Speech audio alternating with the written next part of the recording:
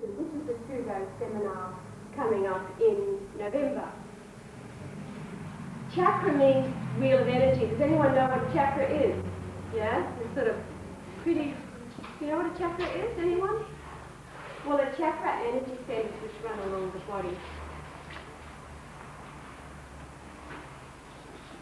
Chakra means wheel. It's the wheel of energy. Because it looks like a wheel. It looks like a wheel. In my early days, when I was learning yoga and a hatha yoga teacher and trying to get into the Raj Yoga scene, the things people would say to you, you mustn't ask about those because they're called the fires of the body. And anyone who asks about those and wants to know about them, well, you have to go to India, you have to have these mysterious rites, etc., etc. And then you usually don't come out of the ashram anyway because you've got this mysterious knowledge. And I really wanted to know a lot about it.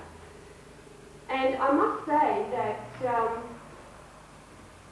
since coming back to Australia quite a few years ago, I've learnt that chakras are a total Western misconception. And before, when I teach chakra workshops, I've taught you about the front only of a chakra. Chakras have fronts and backs. The front is the emotional area, and the back is to do with your life, your will, your evolution. When we talk about the back of the chakras, we will also talk about Kundalini, which we will talk about though further and more intense detail in November. But I want to just touch upon it now. I'm going to go back to my life so I don't, because I'm one of these people that gets totally lost and go off on a tangent. If you want to ask me a question, put your hand up. Just, I want to stop. It's terribly informal here. Okay?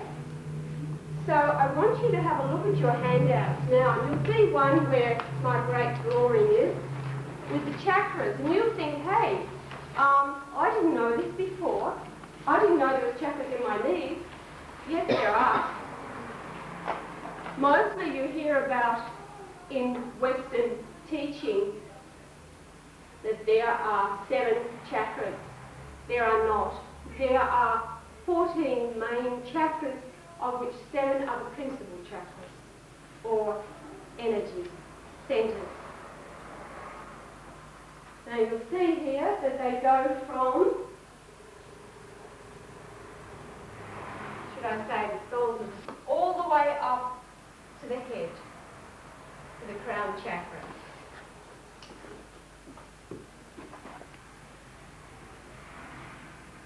Below the soles of the feet are, they say, another 21.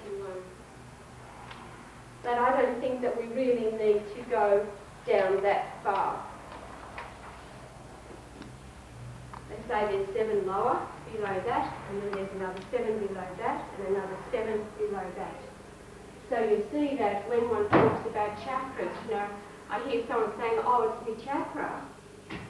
And I have to ask which one. Chakras are also not to be confused with auras, because auras are your electromagnetic field, of which they tell us that there is about 6 or 7. There are as many as there are chakras, although they don't have that much to do with it. All right? But just think. There are chakras have colours. The 7 principal chakras have very vibrant colours, and the other chakras that are below the navel have the same sort of colours, but they're muted colours, so they're a bit smoky and a bit on the negative side. All colour has a vibration, therefore all the chakras have a vibration. Now, I have heard a lot about people teaching to breathing through the chakras, which we do, but we're not to the extreme that is taught elsewhere, and also to meditating through the chakras, which is not always a good thing if you don't know anything about chakras, because you can actually turn the positive into the negative. So what we have to realise that we are vibrational beings. We are not the body, we are not the mind, we are the soul, the witness, or in Indian philosophy or yoga philosophy called the sphere, because you are only consciousness itself. So all the chakras do have a vibration. They all have a, like electricity has a vibration, sound has a vibration, everything has a vibration. When I was being taught by Dr. Goran from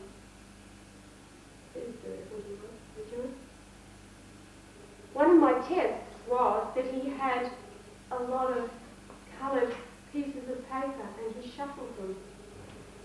He laid them out and he said, you have 15 seconds to run your hand along them, then you will close your eyes and I'll shuffle them again and put them down and you tell me which colour is which. I thought, this is total failure here, this will not happen. That's very easy, actually. Easy is a word I shouldn't say, but it's simple. If you just put in your mind, I run my hands along because I only had the 15 seconds and then you shuffle them again and I told him, this is white, this is blue, this is black, this is green, this is red. And you have to tune in, and all of you have to tune in. When you want to learn about energy, you really have to tune in. And you have to free your mind, as I said, come here with an open heart and an open mind, because it may be different to what you have already learned. Any questions so far? No?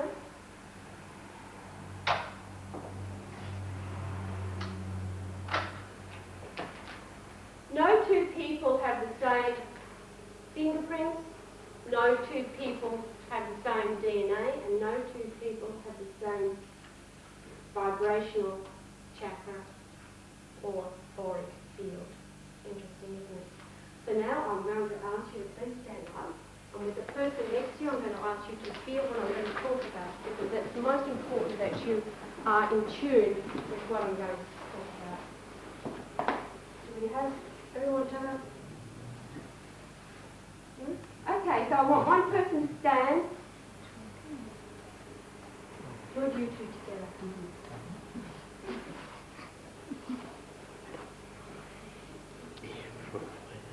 So now I want you to be a little bit away from each other, so you've got the whole floor. I'm not going to eat you or anything, but I want you now to begin to feel what I'm talking about. If you don't feel it, then you won't understand it. So I want you to go back and feel the front or the back, and I want you to tell me where this begins and ends. This auric field.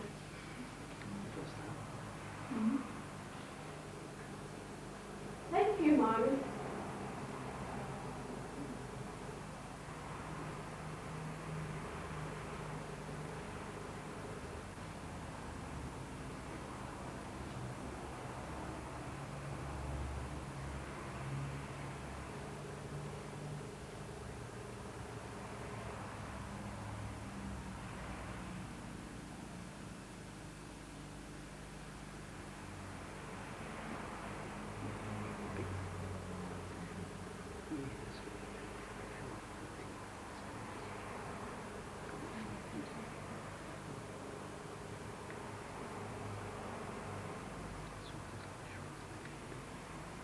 See if you can feel things a change in vibration, change in form.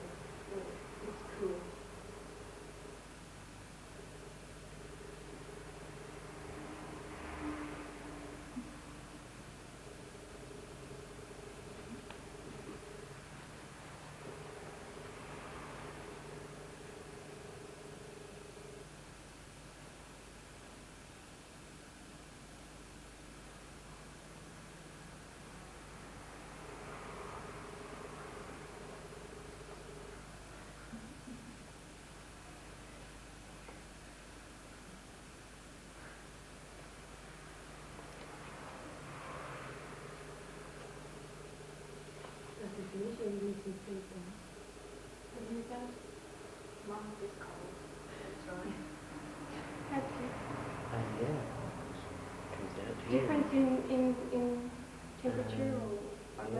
sort of strength as you come around. It's a bit further out and a bit closer in. A few points instead of there. That's good. Where was it a bit further out? A bit further here, but a little bit closer, not much more, and closer in the sides. Seems to be. Did anyone else find there was a closer here and more up back or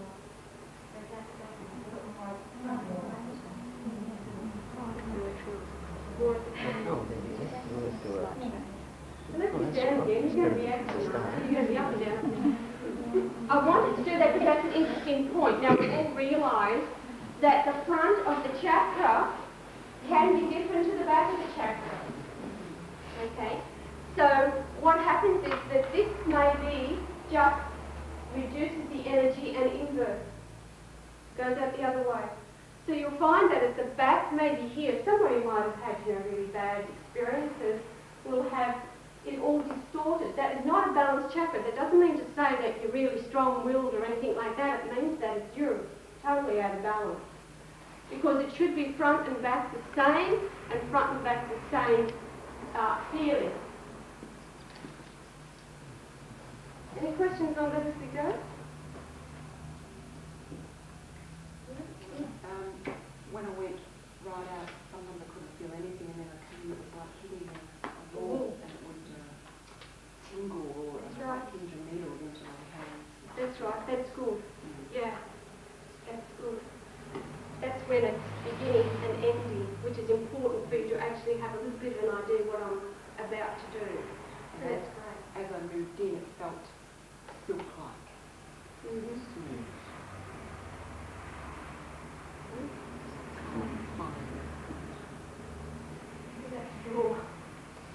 Okay, because that's why I was really...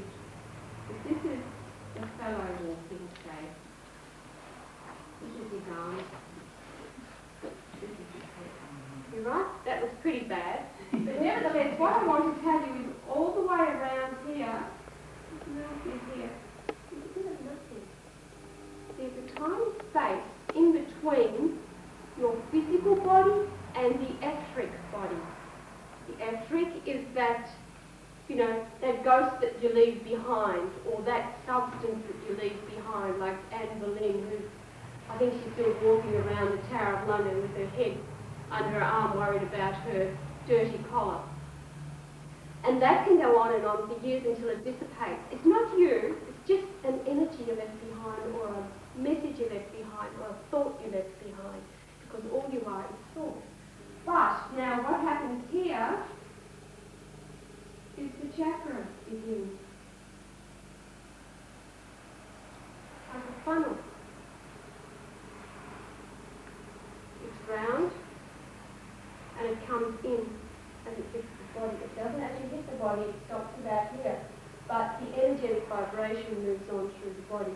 Without this, we are all fed by the world around us, be it negative or positive. You are fed daily by electromagnetic fields from the universal electromagnetic field into your own. It must be the camera that's making me a bit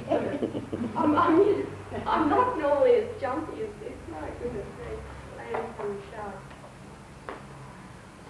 All right. So let's move. Let's pick up this again. Let's pick it up again so we've got a little bit of an idea where we're going. When you decide to be born, when you're in what we call the other world, or the world of whatever it's called, but if you're in the astral and you decide, I want a life, what happens to you is that you begin to send thought waves out. Where would it be best for this karma to be worked out? So what you do is you find the right family. Now, it is not always a loving, cherishing family, right?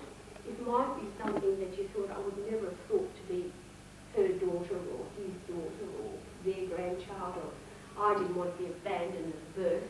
But that is exactly what you look for this experience of this lifetime. So what happens? You begin to send out an energy, and that energy is being created two people are going to come together and they're going to start to have you. Now what happens at a certain time, and it's always different, believe me, it's always different. It's not at the time of conception or a birth or, the third month or the fourth month or how many weeks. It's always different when the entity actually will enter into that baby and you're born. As you enter into the baby, or into the fetus if you like, one part of your energy field will come into what we call the Muladhara chakra. If you look on your little thing, you'll see that at the base of the spine. The Muladhara chakra, and Mulha means root. This is the Muladhara chakra, the chakra that is your root chakra. Some will come up into the Anahata chakra, the chakra that's the heart. Because it is your doorway, your gate to the higher realms. Okay? And a little bit more, your true you or your soul will sit here. Hence you see in India or some places where they have a lot of this philosophy, the men have to be reminded by having a little ponytail here at the back of their head. That's to remind them that they are joined. And women just have to look after the men so that they become evolved with the husband, through the husband. Don't tell them that. Okay, so now what you have to do is remember that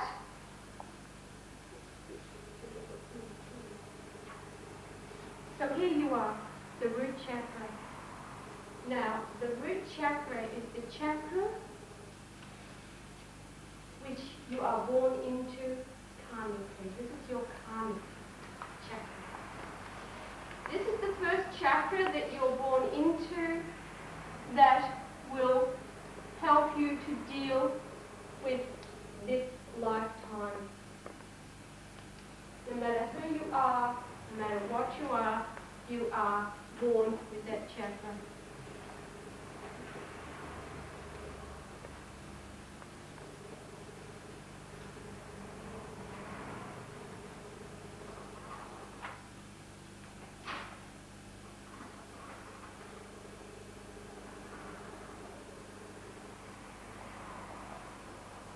Baby, when it's born, is mainly born on instinct. It cries when it's hungry. It doesn't tell you it wants to go to the loo. And it can't tell you what's the matter with it. It will just be mainly on instinct. And that is what that Muladhara chakra is all about. Its other chakras are not open. Its lungs have not completely formed until it's 1 year old. And it must learn to walk and talk and to act like a human being, otherwise it will not know what to do.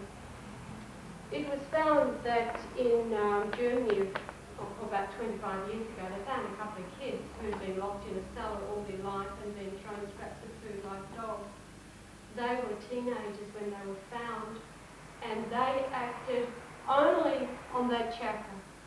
They couldn't walk upright, they couldn't talk, they made grunting sounds, and they did absolutely everything by instinct. These children actually were never able to be put into a normal life after that. But it's interesting. They did all those base animal things that animals do. Let's go back to chakras. That's a red one, by the way. A red chakra. Interesting, isn't it? It's red. Sometimes we wear colours and we think, oh, I'll wear a nice colour today, I'll put this on, I'll always wear this colour. And then all of a sudden it doesn't feel right to us. Sort of messes us up. You know what I mean? You feel really out of sorts. That's because you're not in tune that day with the colour. So just think about this, the vibration that you're wearing is not in tune with the vibration that is your own at the moment, part of your identity as an entity. So it's clashing. Then you put about 3 or 4 garments on, and then finally you get one and think, oh, that'll do, I'll wear black. So you wear black because black holds in, and black is, you know what's going to get near me when I wear black. That's it. Black is a colour that will not allow anything to go out or come in. So interesting, isn't it? That's when you wear black.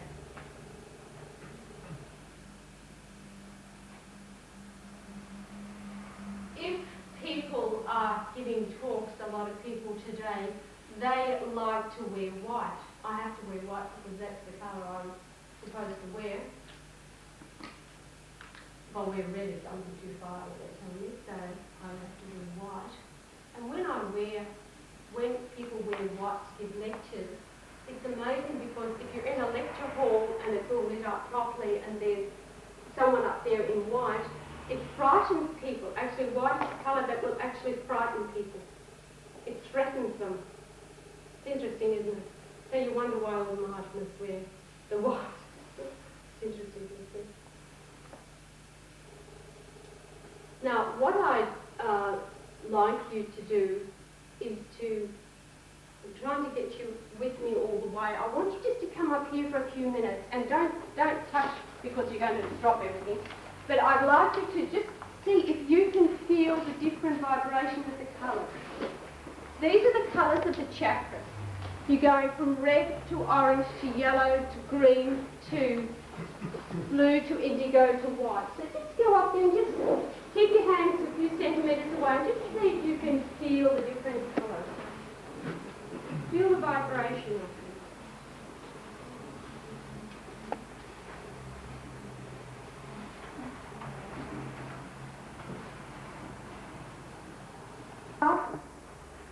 And go through these 7 first.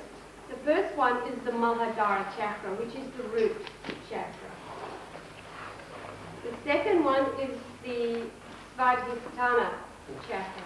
That's a doozy, isn't it? That's about where the navel is. You can see it on your drawing. That is actually called, direct translation, one's own base, which is quite an interesting sort of translation.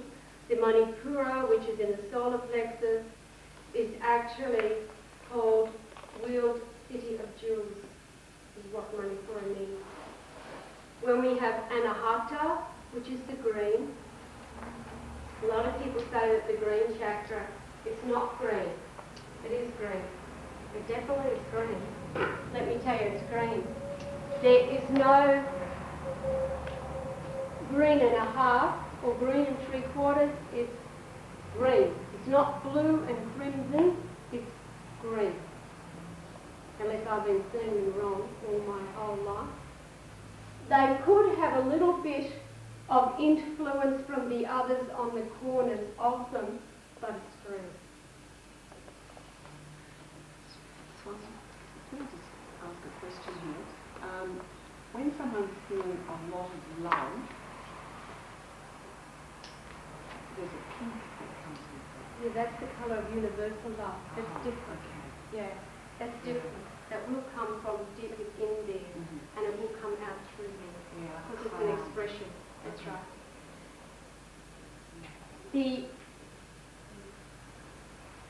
The Anahata, that's the wheel, it's called Wheel of Unstruck Sound. It's interesting, isn't it? You have to put this one here is the Wheel of Purity, which we'll go through. The Ashna means command. Here. Ashna means command. And Sahasrara means the 1,000-spoked wheel. Of course. Let's have a look now. You have to keep moving. These 3 chakras here are to do with your physical life. They're the ones that get turned up, get turned down, turned inside out. This is the bridge. This is the heart chakra, which is the gateway to the subtle realms. You can't go from here to here without landing in some sort of severe trouble. You must go and have everything balanced. When you have everything balanced, you can go through this heart chakra. This one is here, is to begin, it's a higher creative chakra. This corresponds with this chakra. I'm going to let you lie down in a moment and just go through your own chakras. So this is your lower instinctive, creative, if you like, chakra. And this here is the higher creative chakra. This chakra here then is to deal with, it's corresponding again with that lower one of coming in. This is actually the going out.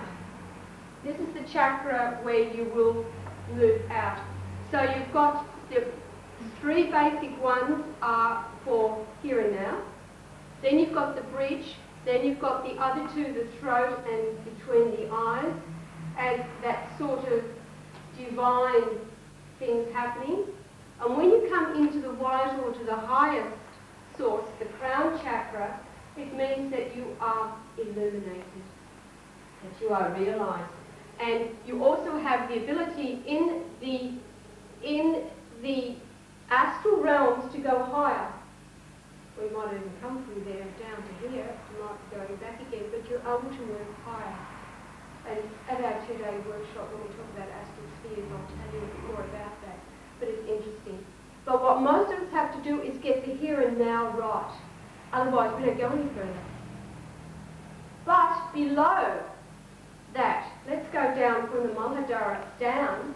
You've got chakras just here.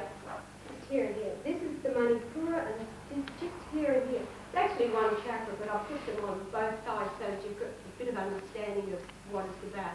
These are the chakras that are taking you down, down, down. Because when the Kundalini rises from below your feet. But it's taking you down. So let's have a look, which is very important. If we come to this one just below the Muladhara chakra, it's called the Atala. It means actually bottomless region. And it is the chakra or the energy center of fear and lust. Imagine what that gets into. Fear and lust. Then you've got here the region of negation. It's called negation Vitala.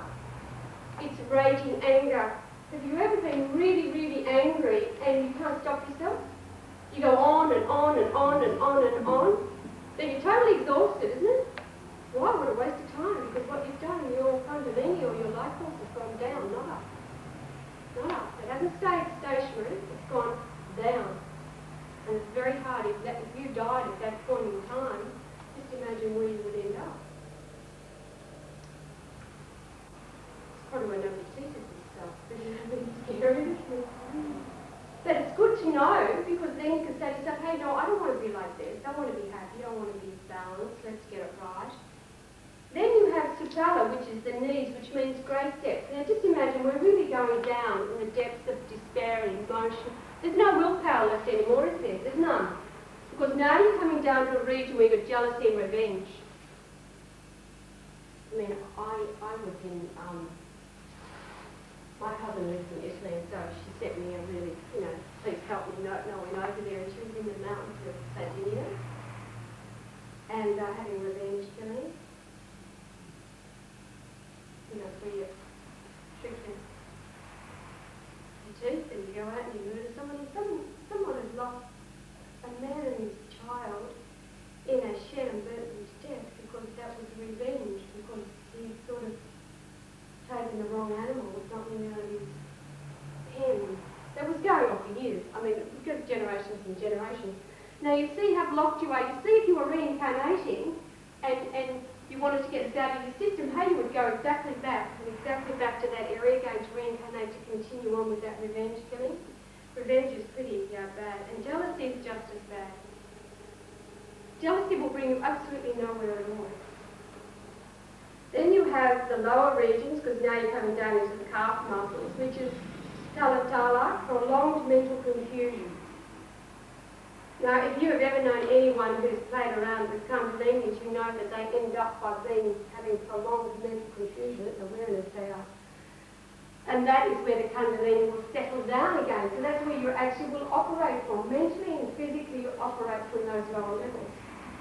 And then we come down to the ankles, which is called Rasatala, means subterranean. We come with selfishness.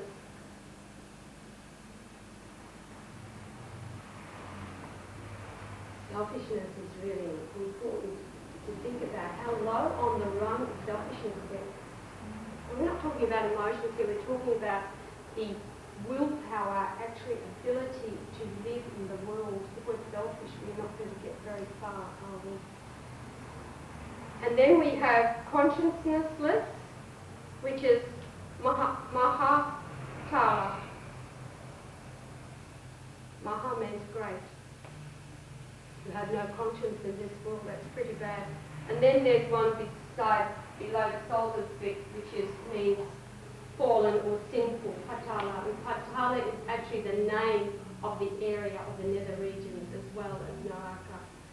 Okay, because that's then murder and nausea. Some people can go and murder someone and then they can, finish their dinner. And that is a normal human, not for us, but it is a normal human way of looking at life. I want to go and just get you informed, and you have another little handout which tells you about the modes of nature. Because if you don't understand the modes of nature, you don't understand chakras, and you don't understand this sort of thing. So I've given you a little handout here on the 3 modes of nature, which are Sattvika, Raja, and Tamas. Tamas, my teacher always says, is someone not far removed from the brute. So someone who acts just only on that Muladhara chakra or below it is Tamas. Then you come to Rajas, which is part of your nature that is passionate, the ups and downs. 1 minute you're up, and when you're down, then you're happy, you're not happy, and you're good, and then you think, oh, look, I want, you sort of felt like to have a really good day today, and you're going to Safeway, and they've got someone mixed up the prices, and one of the prices is a little bit off, and you go, oh, that was only $1.95. See, that's the passion. All of a sudden, the rajas has gone down from being good to bad and come back up again, and this sort of thing. Or you're only allowed to take one article on special, so you get the whole family 10 pieces, and mum and dad, they all line up, and they all got one each, and so they go home. That is pretty selfish, isn't it? That's actually stealing. But anyway, doesn't matter. Rajas will do that. 1 minute good, next minute nasty. I've been in the ashram so many times, Rajas, you couldn't believe it.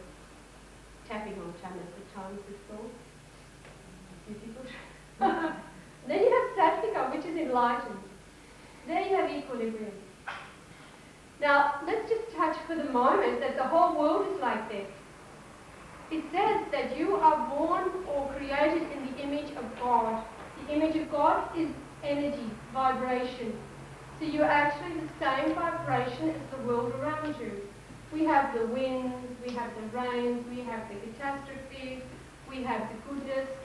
From every catastrophe, there is goodness comes. From every war, you have the good and the bad come out of people, as come out in the whole universe. It's exactly the same. We're talking here total universe, not just the same word. That's because when you have equilibrium, I might be standing here talking to you, but my mind is absolutely still. There's nothing going on there. No. It's somewhere else. It's in complete samadhi or equilibrium. Are there any questions you want to ask before we go on? Anything at all? These are the modes of nature which are interrelated with your chakras as well. So it's not only what sweater you want to put on, it's also to do with your nature, how you're feeling, if you're feeling very negative, what your mind and what your attitude is. It's interrelated with your chakras, and your chakras are, if your chakras are not operating properly, you become ill. Mentally or physically. You become unhappy. If the chakras are moving nice and smoothly how they should be, then you're feeling okay, because through this funnel comes the outside energy. Negative or positive comes in. Now if you're strong enough, the negative will be washed away very quickly, and the positive will remain. And as it comes into you, it will find its own way. People try to breathe through this chakra or that chakra. Why don't you just let them be alone to find their own way? Otherwise, you can distort the chakras very much. Now lie down, and I'm going to take you through the chakras, your own chakras.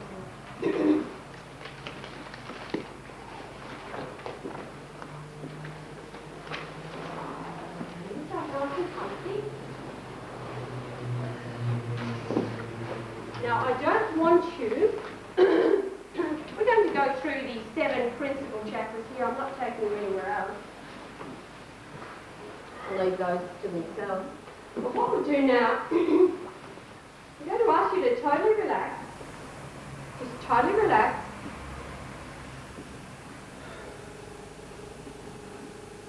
Put your palms up so that you feel nice and let's go.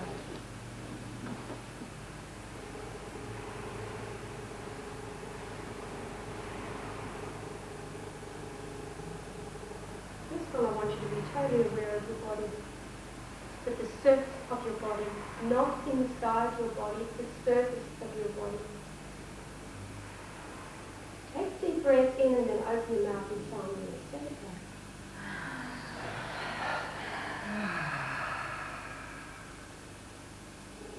Now I want you to visualize first of all a small white pearl on the top of your head. Let's just think that this is the personification of your awareness. And I want you to drop it all the way down the front of the body. Bring it all the way down the front of the body. Allow it to move around the soles of your feet.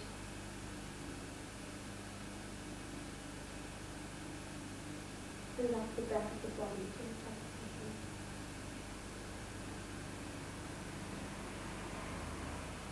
Don't open your eyes, but with your mind's eye. Bring your awareness down now to that point just above the pelvis. Just above the pelvis.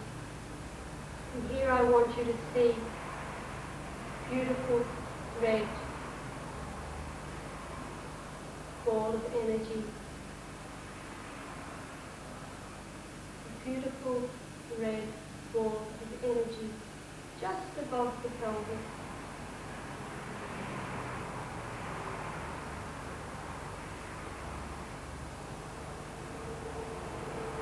Looks like a beautiful opened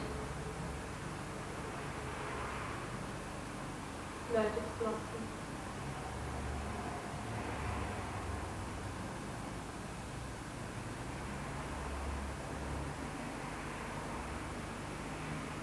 Move your awareness a little bit further off to where the navel is.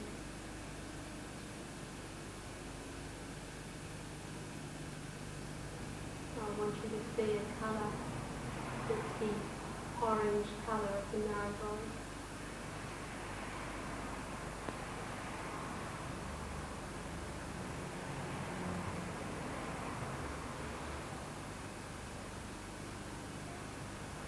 Vibrant and alive.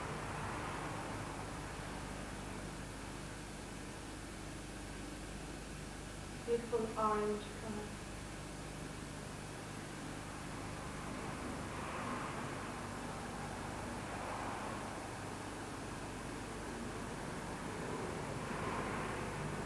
Bring your awareness up a little bit further now to the solar plexus. Here you will see this wonderful colour, the colour of the bright sun.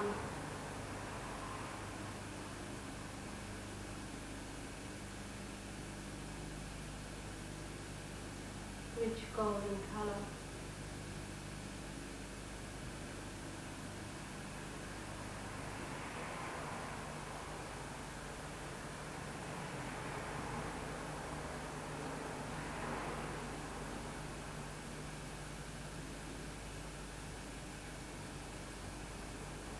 Bring your awareness now up a little bit further into the heart region.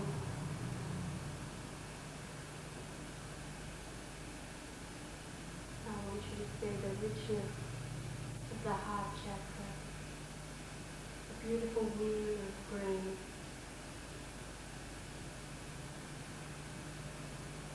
Colour of fresh grass. Pure, vibrant, green.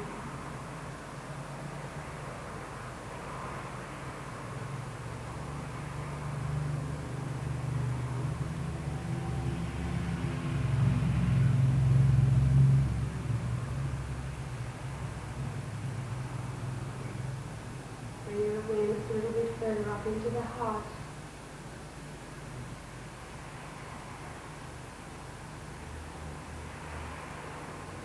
Move now into the throat. Here I want you to visualize the blue. Beautiful blue colour vibrating just above the throat.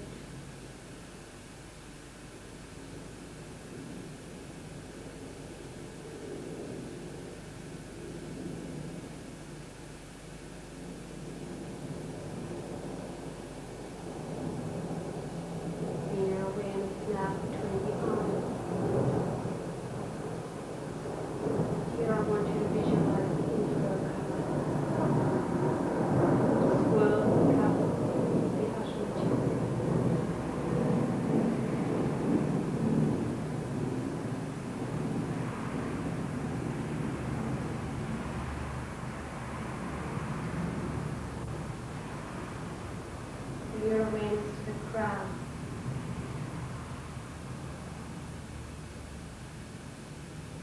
Here I want you to visualize the bright 1,000-petaled lotus of the crown chakra.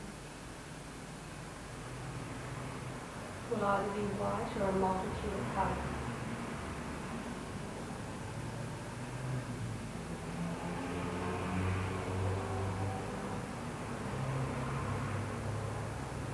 Your mind's eye, I want you to look down the front of the body, visualizing all the colours of your chakras, of your 7 principal chakras, all the colours of them.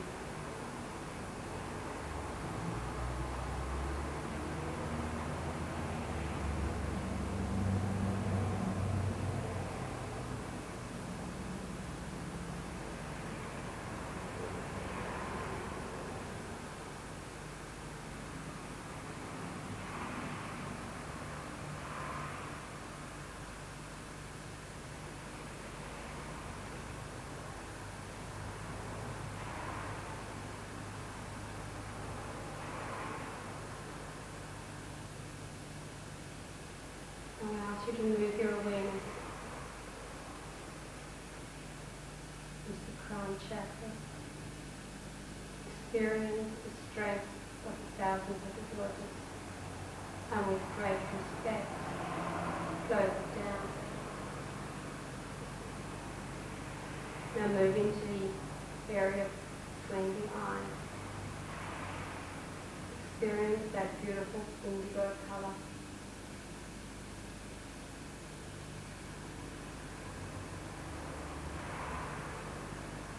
And with great respect, close it down.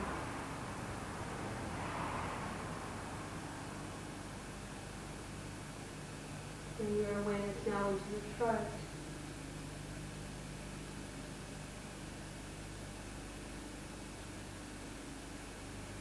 That beautiful blue.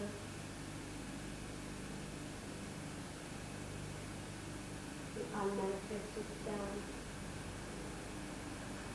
Higher creative energy center. With great respect, close it down.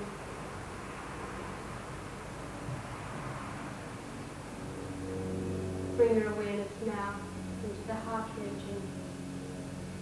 Immerse yourself in the beautiful green of the heart chakra. Gateway to the higher state. With great respect, close it down.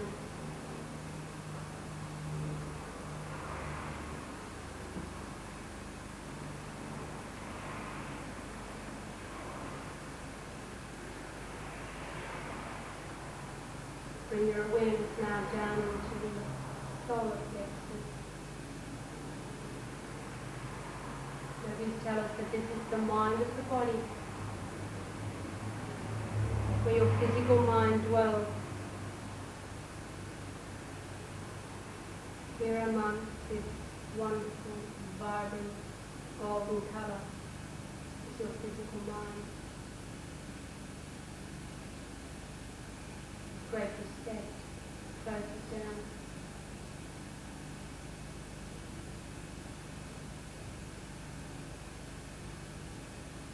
Bring your awareness now down to the area of the navel. Be aware of this warm, wonderful orange colour.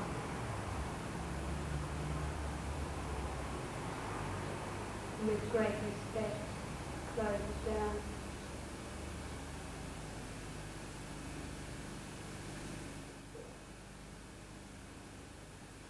Bring your awareness now down to that point.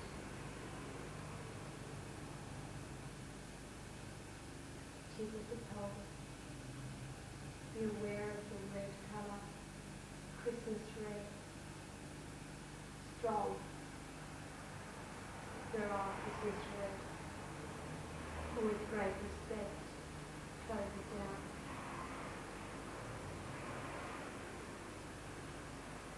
When you're ready, put your heels together, arms over your head into a big stretch.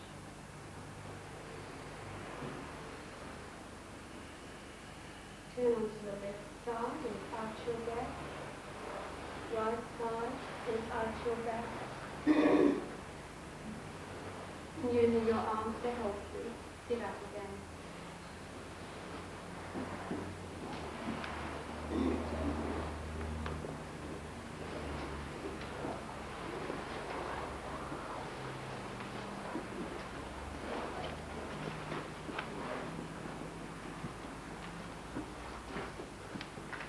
Did anyone see anything?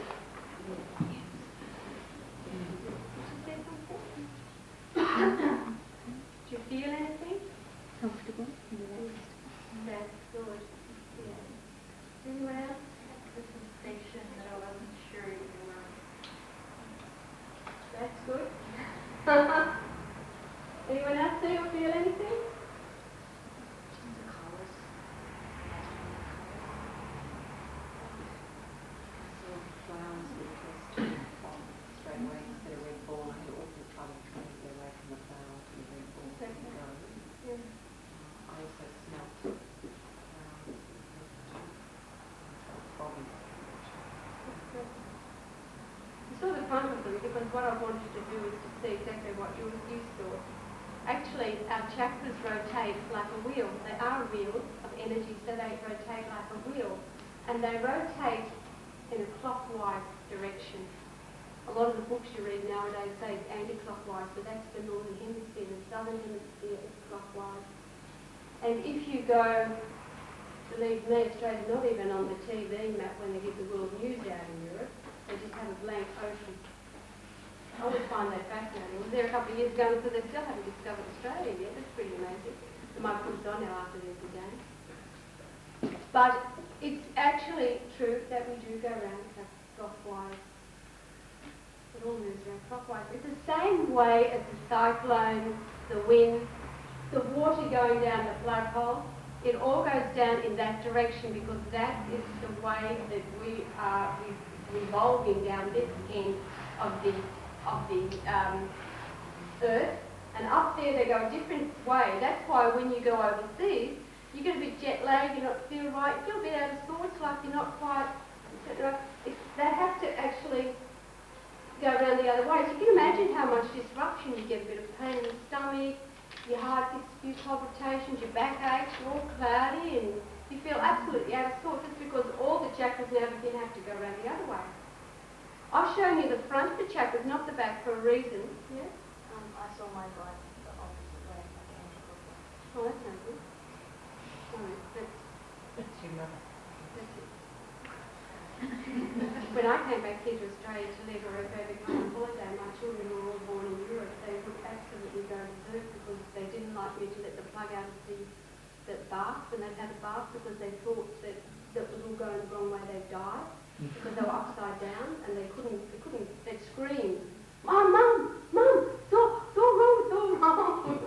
I think, yeah, it's all here, it's wrong up there. So it's amazing, isn't it, how much interrelated we are with the world around us and the vibrations around us. Have you ever come into a room and all of a sudden you think, I don't like it here? Come up to someone, I feel really sick, and you can't think, you don't know what you're going to do, and you react immediately wrong. You immediately react negatively and think, why am I doing that? It's because actually what you've done is you have forgotten or not been aware that they are giving off a negative energy and you're receiving it. Interesting, isn't it? Have you ever had a relationship? We're getting close to the relationship here.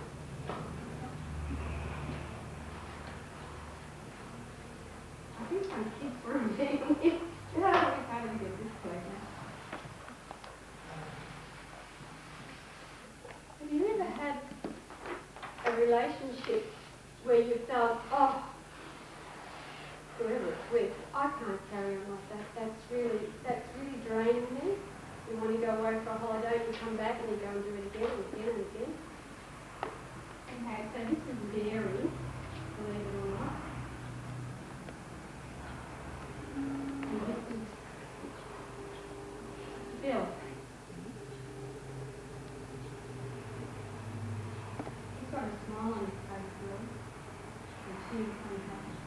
That's Mary, very unhappy. They've both got chakras. And look at the principle once again.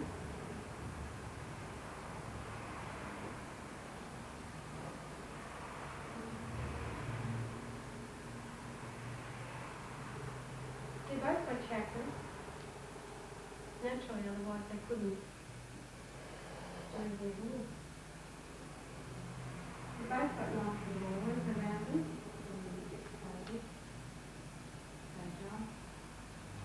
But what's the mistake that she is doing? She is giving.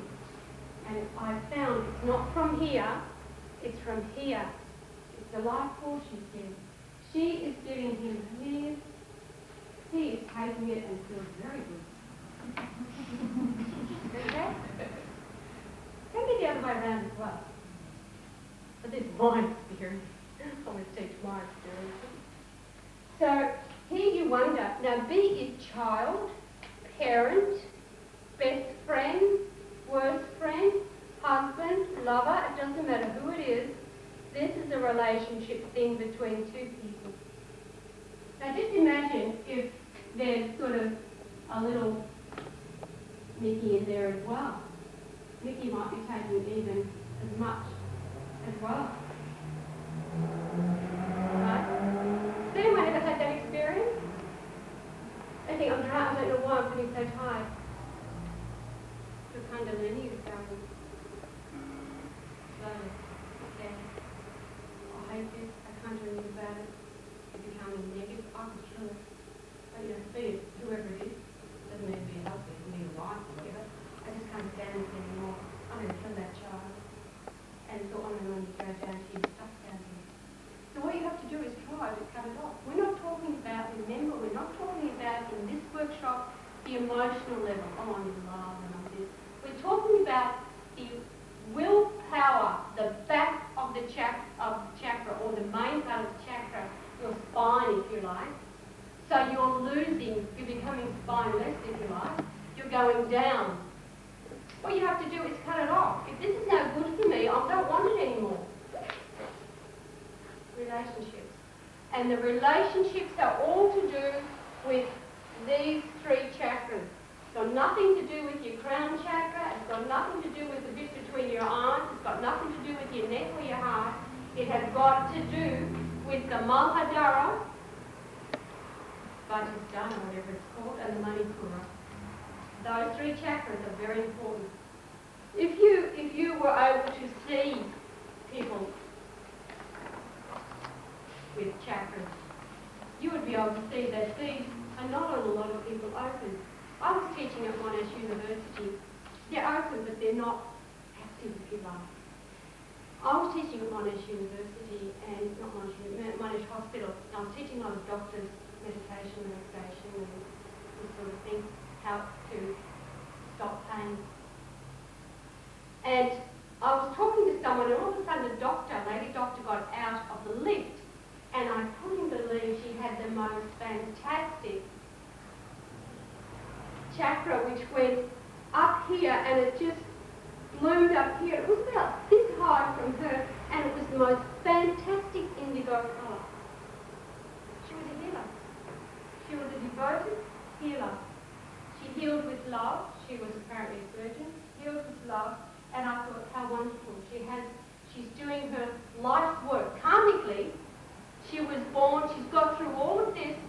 She knows where she is, what she's going to do, and how she's going to do it, and she's doing it. So she's operating really great. You know, there are some people who reach 40 and think, oh, look, I don't really want to be this anymore, Professor, rather dig ditches. And all of a sudden, they're very happy digging ditches. A lot of our chronic fatigue syndrome is because the people are not operating how they should for this life. We all think we're better. We all think the previous life was fantastic. I must have been Cleopatra or, you know, at least Cleopatra. I've got a sister of theirs in statues of Cleopatra because she knows she was Cleopatra. So I know I was Cleopatra or Genghis Khan. That would be great for a governor. Whoa, what a life he led. But I wasn't Mrs. Smith who lived down the street in a little semi-detached villa at all. I was never a street cleaner. But you see, perhaps you were. And what does it matter? It doesn't matter at all. Remember in the last seminar I told you that there's the karma, the three lots of karma that brought you into this life. And this is why that's all working as it is now. It's all interrelated. You are not physical. You are not mental. You're a combination of the whole lot. You're a physical body, matter, and physical. Mind is physical. Soul is physical. It's all interrelated. And it's all got to work right. And if you keep messing up, like if you go to your computer and you send out, I know this because I learned this, if you send out to the one person 100 emails, it crams his computer, right, and he can't do anything and his computer crashes. It's always been a real, I always think, gosh, 5 emails, I'm going to die, it's all going to crash and everything else, I've got to ring up. But just imagine if there's a whole lot of negative things happening to you all around, you know, this, that and the other, you can't get your mind straight, your mind's babbling and everyone's babbling around you. Can you imagine what is happening to you? Then all of a sudden you're all disorientated, you don't know where you are, what you should do. Your soul is actually being fed the wrong information. It's getting jammed like a computer, it can't handle it all. So what happens is, the soul goes, oh, cut out of here. I can't handle this. And what you forget is that you are a mirror of your soul. It's exactly what you are. You're not inside me. Oh, somebody told me once, inside me it's just, you know, I'm pure. Oh. No, you're not. There is an essence of purity within you, an essence of your Creator is within you. Of course, like within your kids, some of you is in your kids, but your kids are not you. But there's a point in there that you will see and note that that is you. So that you are exactly a mirror of your soul. There's people like, you know, big bulldogs and that, and you think, oh gosh, see them on the movies, you know, about the Richard Franks and all those, you watch them on the movies and the TV. See these people, they you know, breed, like any dog breeders here? They breed, what are big, hard, sort of bulldogs? And the owners always look like bulldogs. Here you've got that. And you see a husband and wife that live together, or a sister and brother live together for many, many years, and they sort of look like each other. They don't have to speak. They, you know, they do exactly the same thing. That's because you're here. We're back to that again. We're back to that again. You're losing your power. We haven't spoken about emotional here at all. We're talking about your willpower today. The chakras relating to your life force and your willpower. You've got to take control of yourself. If this would be good, if this was cut off here, and they were both living their life, if somebody needed it, it would be mutual.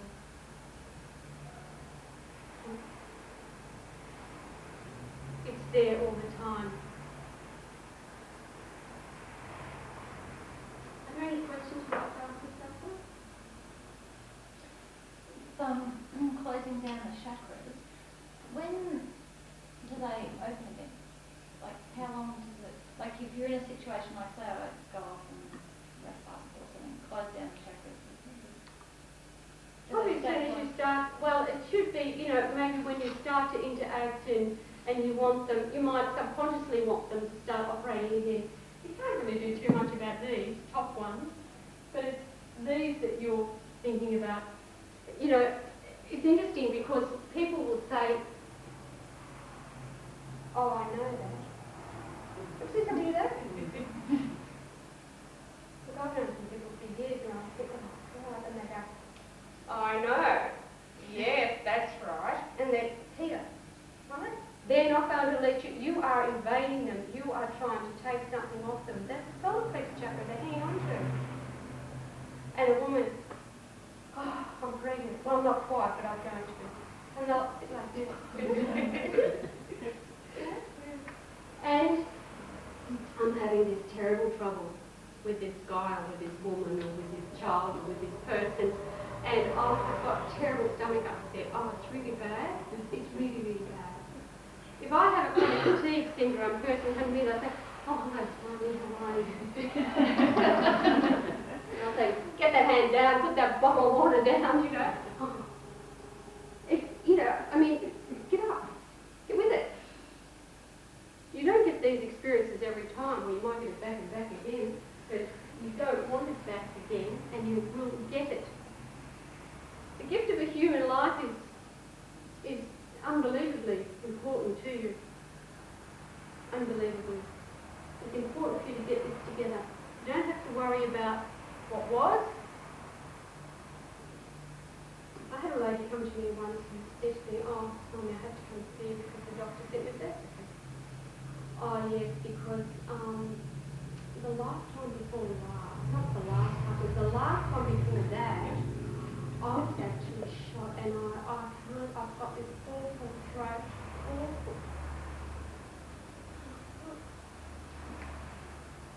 I said, where have you been? It's been to some Indian fellow who was charging her $200 a week. Her husband worked in the factory, had to work shift work to keep the bill was going on because there was no rebate. And I said to her, look, why are you worried about the time before last when you've got a husband and child at home in which you're going to lose pretty sure because your house is mortgaged to the hill, your husband can't afford to pay these stupid bills, and you're going on and on and on. Get your act together. She got better, but she didn't like me after that. Nevertheless, I'm not going to stand by and take a woman's money when it wasn't necessary, and it's not necessary. What care? Remember, karma, pretty important. Karma, cause and effect. Everything is cause and effect. So what you've done is actually, how do you know what your karma is? You don't know. I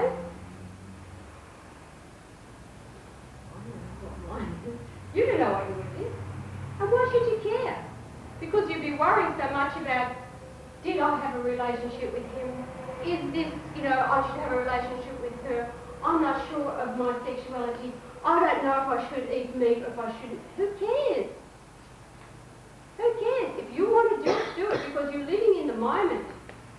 Because every time you have all these problems cropping up, all the chakras start working wrong. Then you start feeling dizzy. And then you start getting sick. And then you can't eat properly. And then you get ulcers. And you've all done it just to yourself. Do you have to kill them? I'm going to have a cup of tea in a moment, and then I'm going to really talk to you about relationships. We haven't even touched it. Isn't it interesting that that the chakras are so all-encompassing to us. Right? The doctors have found, just discovered, that I think down here, I don't know what it is somewhere, that at the base of your spine, where it is here, is where the Kundalini is. Does anyone know the Kundalini? You'll know if you come to a few days. The Kundalini is the energy force. Remember I told you at the beginning of today that when you come into the body, some of it comes down to the base of the spine, some to the heart, and the main is here. Down here they say it's a figure 8. This figure 8 is where the Kundalini lives. Scientists have just discovered that there is a nerve centre down there that looks a bit like a figure 8. Interesting. Could have asked 25,000 years ago, we would have told them that it's there. And that is for our survival, and that is very important, and that is where the Muladhara chakra is, right there. The chakras feed through the nerve channels, they feed the endocrine glands, they feed the nerve centres, and if they're not working properly and if they are somehow clouded over or a bit negative, then you will become ill. You will not operate as you should, and everyone deserves to live and work and exist according to their karma and as a complete person. Now, before we go on any further, I want to because where's the Kundalini? Where does it sit?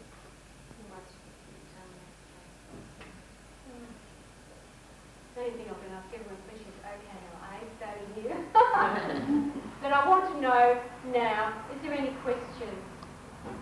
Because I'm going to leave the other chakras alone now, and I'm going to talk to you after we have a cup of tea and a little break. I'm going to talk to you mainly about those 3 chakras according to your present physical life.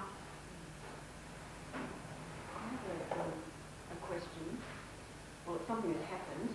I had a young client come a couple of years ago who her energy was pretty dark.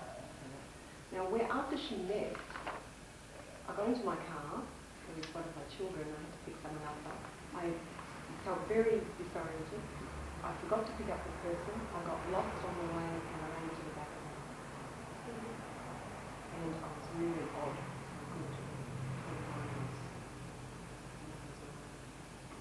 Because you've got to protect it.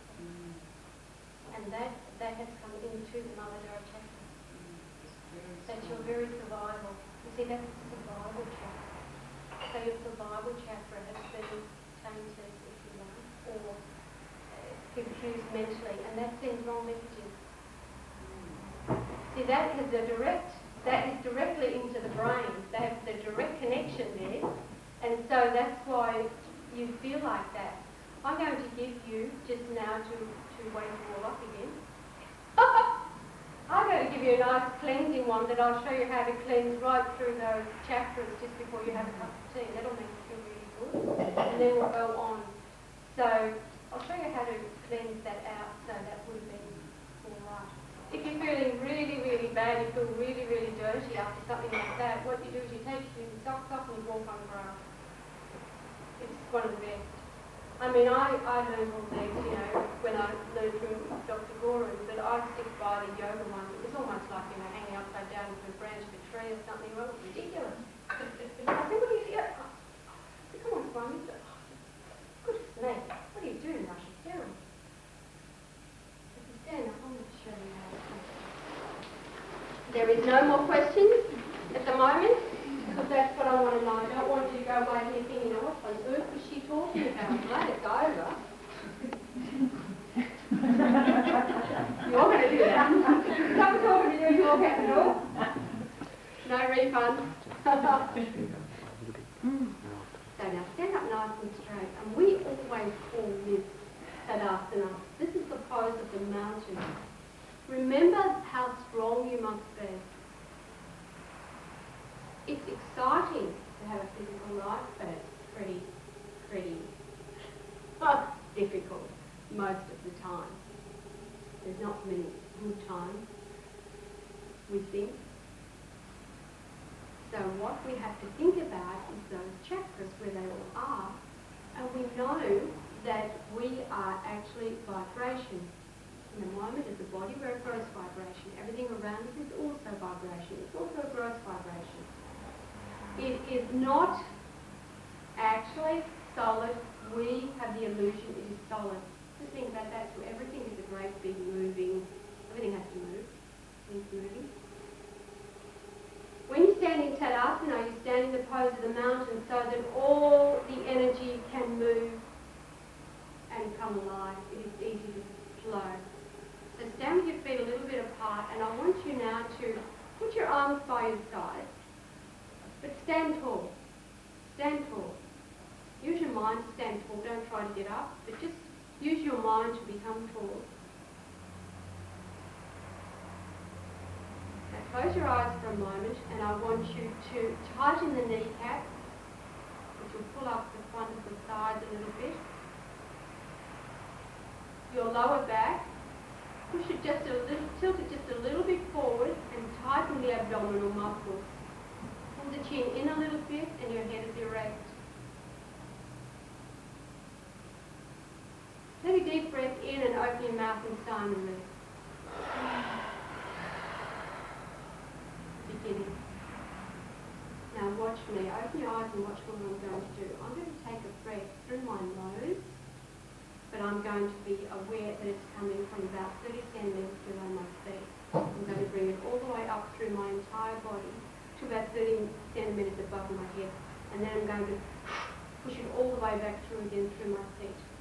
Okay?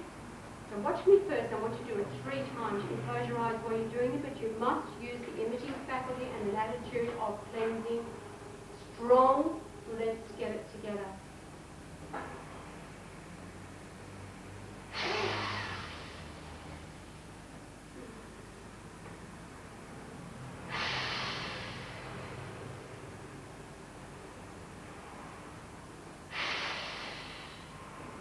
Okay? Now let's really give it some force. Okay, the one breath. Come in, all the way up, breathe in. Big deep breath all the way above your head, 30 centimeters. Now get rid of it, push down. And again, the next breath, take it in, all the way up, all the way up, all the way up, and let it go. Take it up again, as hard as you can this time. The last one, and get rid of it.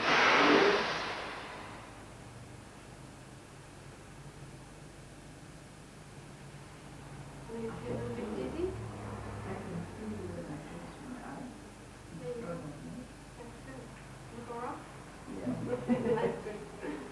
Okay, how do you feel? That's a cleansing breath. You come near anyone, or you go into a pub, or you see someone that you don't like, you can't stand it, run to wherever you can and just do this breath. Nothing's going to attack you when you do it. You are strong like a mountain. You won't have it. You won't need it. It's good, isn't it? It'll work. You feel absolutely cleared out. That's what you should do after every session. Yeah, just get rid of it. I don't need it.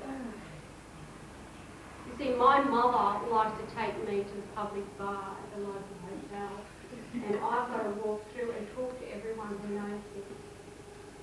And they say, "Oh, hello, love." Don't try not to kiss me, but I pat everyone up.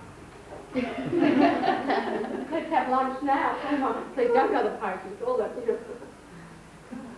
So, I myself must also be careful, because I'm a human being, so I also have to get out the car, get rid of the door, and it all goes. Mum's happy, everyone in the hotel's happy, she's like a shining light bulb for here, that girl. She looks better every day. And you think, but don't judge. Don't judge. There was one man there, I thought, what's he doing? For that moment I judged. I said to my mum, who is he? I haven't seen him before, normally they're all, there all 9 o'clock in the morning. And he went to Vietnam, he was 18, he was captured on the first day, and he had all tortures possible done to him, and he was only released after the end of the war. So you see, he has gone back. Think about this. He has gone back to that vibration in the public bar because it's low, and he's now accustomed to it. Don't you? As a poor fellow. So he likes me to say hello to him too. Well, sometimes I'll buy him a jug. So, I mean, why? Why not? Huh? You don't have to wrap yourself up and say, look, I'm all, I'm pure and I'm this and that. We have to also think of all the others that are walking with us on this trail of evolution, isn't it? So, we're going to have a cup of tea now, so you can all have a cup of tea. Okay, and you all know where the chakras are, and now you know that there are many more chakras. There are minor chakras, of course, because chakras are where energy is crossing. We're all, there's all energy. If you were to see yourself, operating properly, just put it on here. It's easy for me to give me a bit more room.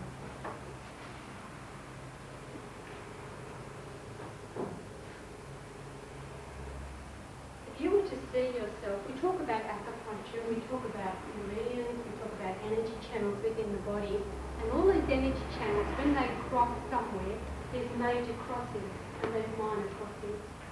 The minor crossings are what we call the minor chakras, which are here, and there's a few on this part of the body. There's a few on the insides of the legs, which are for kidneys, digestion. So if you touch these points anywhere, they will release a blocked channel and you will become healthy. The whole idea is that blocked energy channels is blocked life force, and blocked life force leads to illness.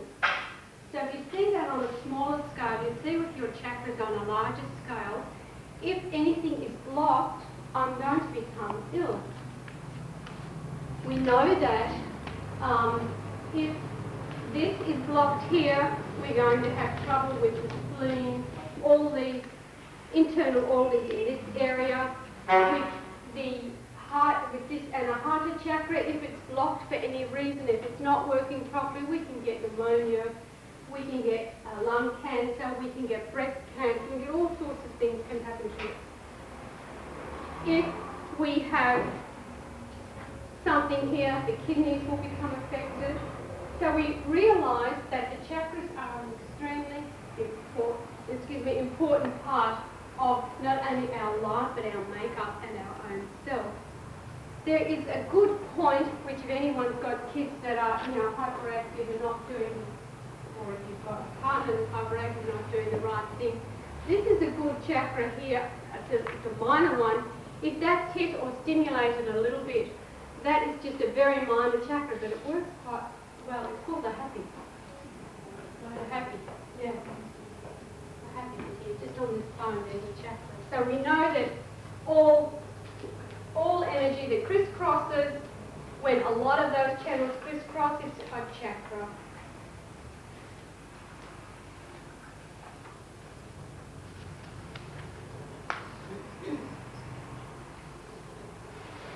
Now we're not going to do anything with our other chakras. We're going to talk about, first of all, the Muladhara chakra. The Muladhara chakra, which is the root chakra we talked about before, is where you come in karmically. Now karma is, we're not doing a karma workshop, but just to touch on it, there is like a warehouse. That everything you do, everything that you think, everything that you dream, everything that you do in the astral before this life and after it is added into your storehouse, good or bad. Now when a lifetime is going to come, you turn the tap on, you take a little bit, it's a mixture, it's like a big wheat silo, it's a mixture, you take that and this is what you use for this life. So the Lords of Karma or someone's going to come and say, at that time you took another life, here's your little couple of mysteries. This is what you've got to work through. Now, you don't really know in your everyday life if this is what I'm to work through, or that's what I'm to work through, or something else I haven't discovered yet is what I've got to work through. Most of us, I've heard people saying to me that I know that I should work more in the astral. Whoa. What part of the astral do you want to go? Interesting, isn't it? Swami, when the soul enters, does it come through the crown down to the base or straight into the base? Comes through here. Comes through here. Yeah. And that's where it sits. Yeah. Now I'm just going to have these three chakras.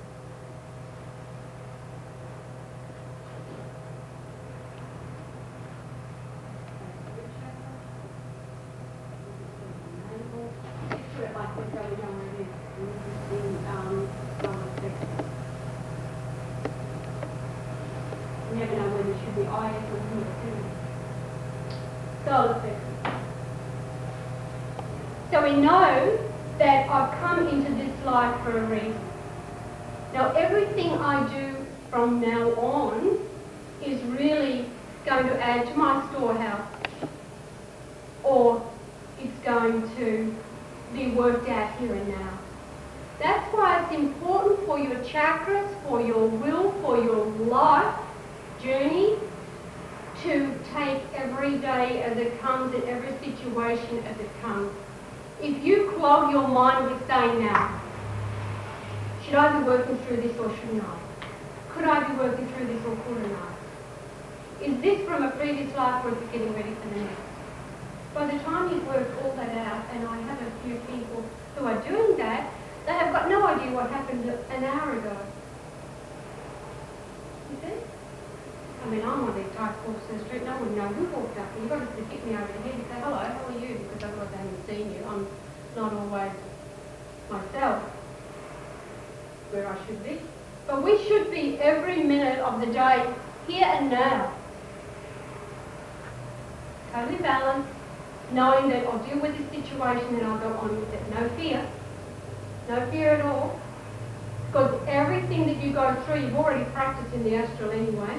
Anyone dreams of something that's going to happen to them and it happens? Okay, so you've had your dress rehearsal. You know the outcome anyway, but you've got to go through it. I was once doing my puja, my worship, the way I should, very according to the rituals. I thought, oh, I'll skip all this, and I'll just, you know, jump that hurdle a bit and I'll go on, no one will know.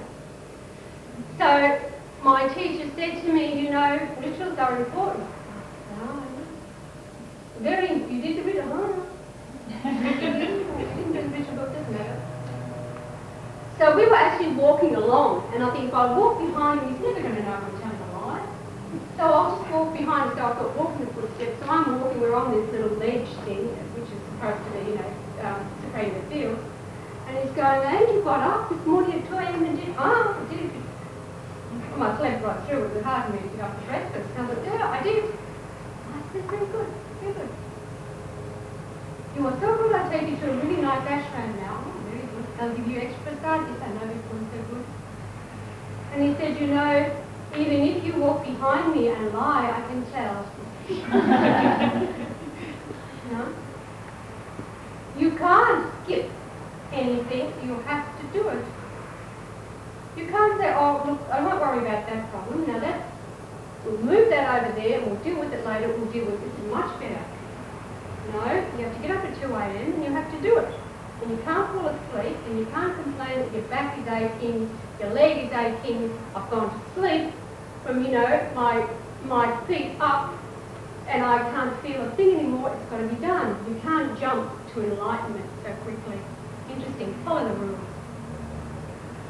Because if we don't follow the rules, what we are doing here, we have a little self here,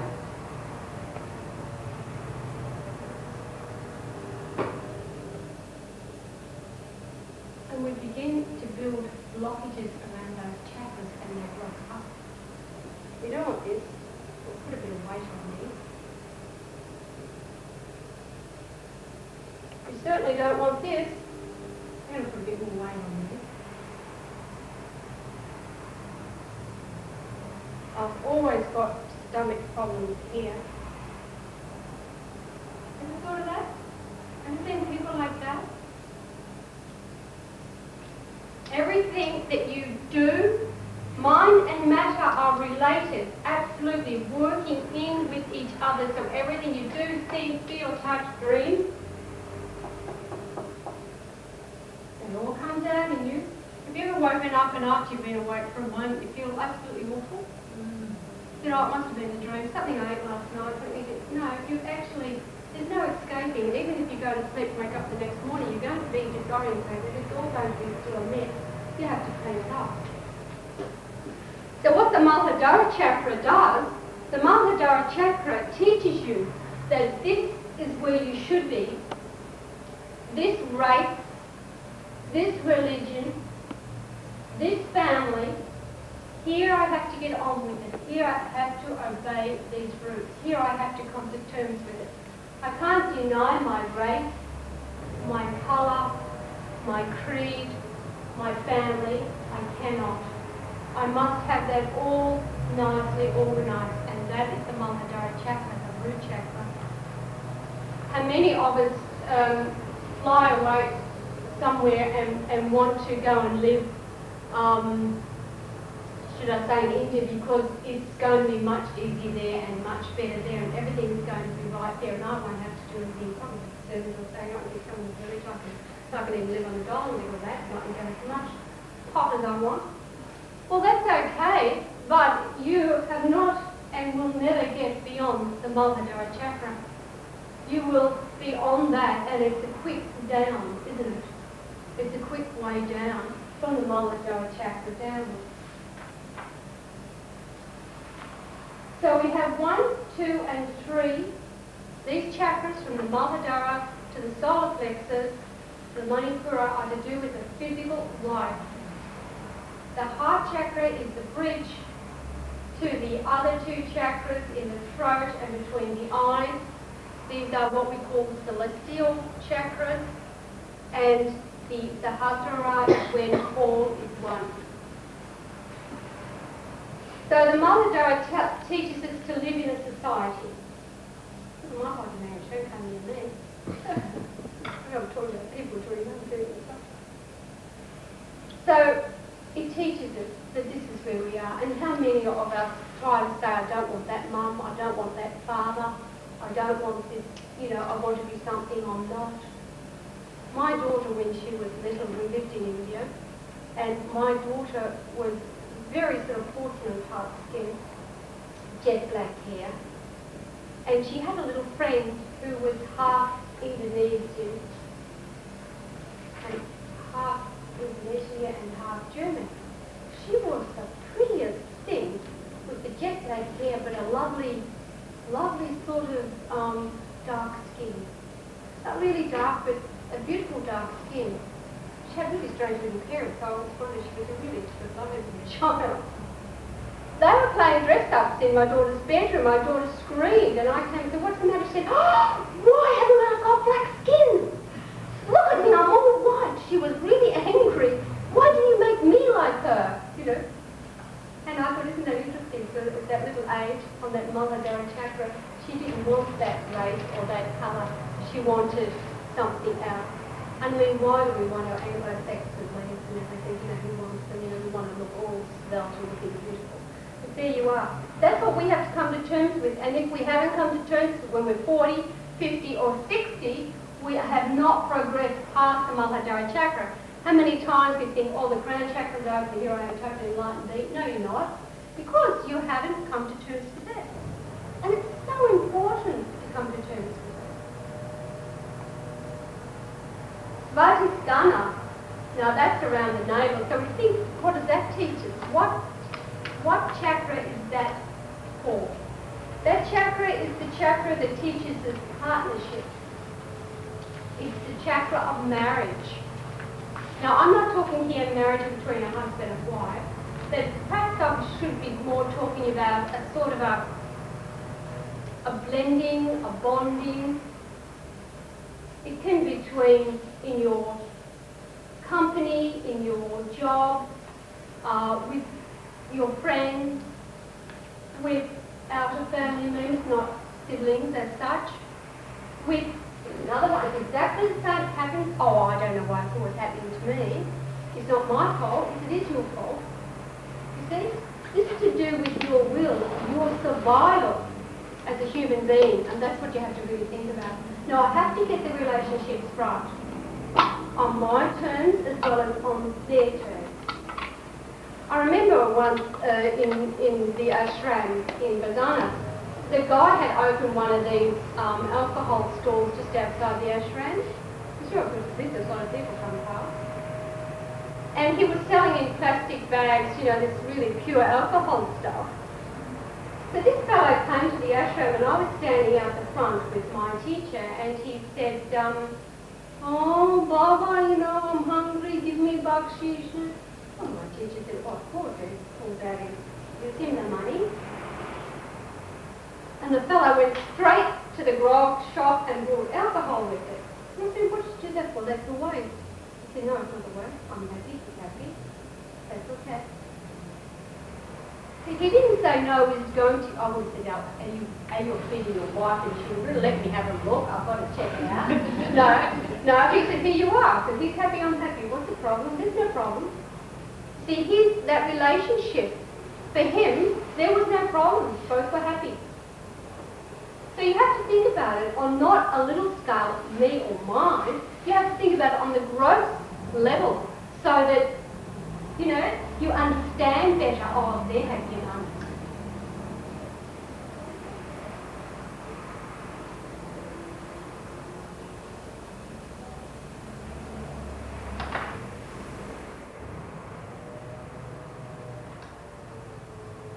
So, that is that chakra.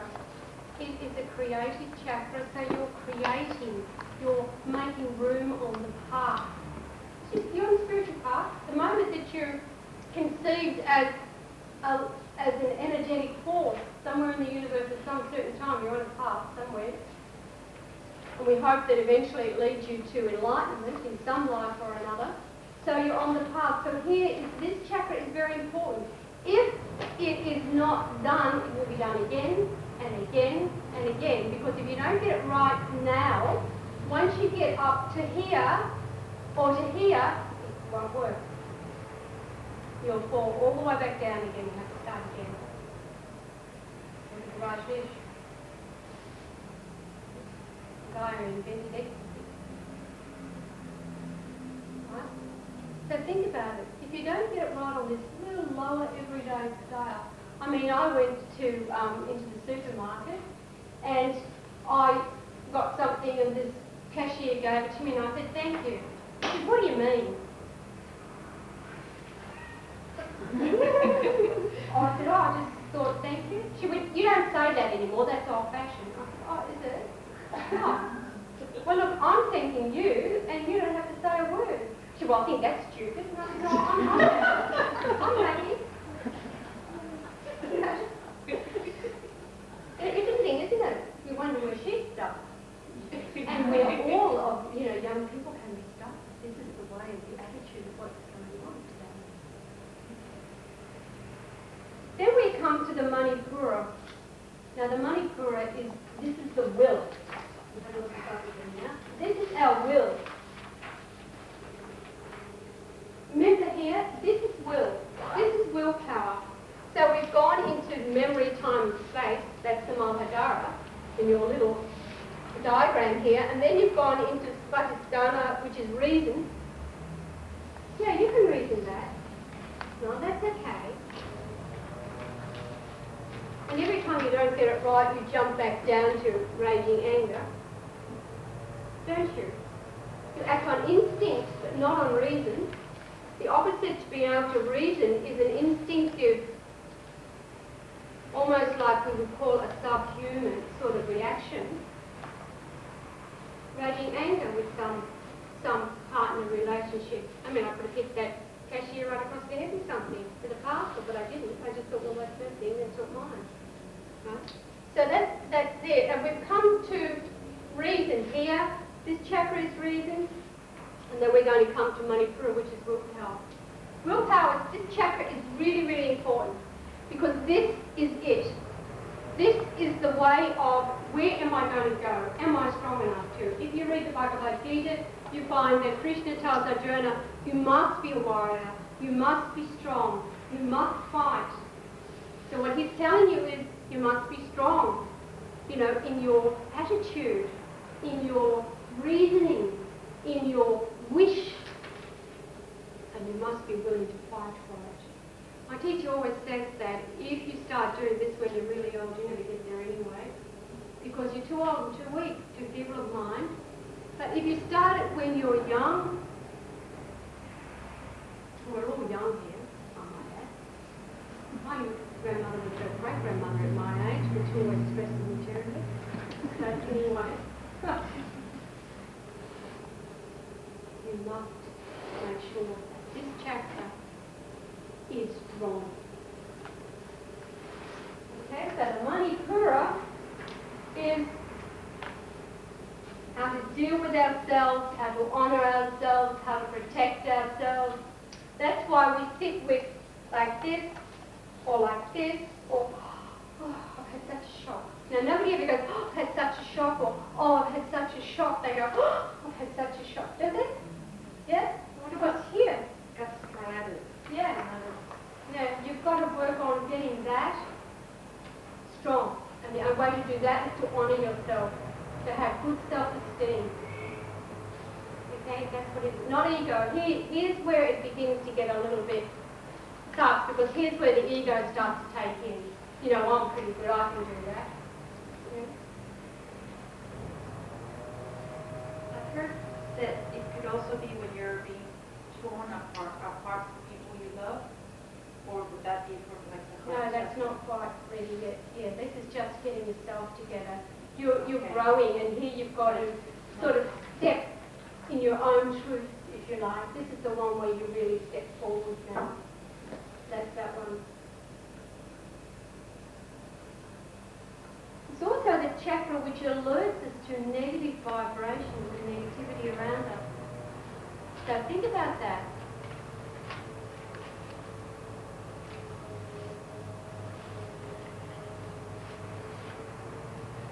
It alerts us to actions of other entities. Now, are we all in agreement that there are dark forces around, that we go somewhere and we feel pretty awful, and we usually feel a bit sick in the stomach when it happens and all the rest of it, and then we feel a bit off for a couple of days? Well, do you know how to tell that? To examine yourself? Let's have a little test here. I want you, all of you to close your eyes and put your hand just here to feel your own Manipura chakra.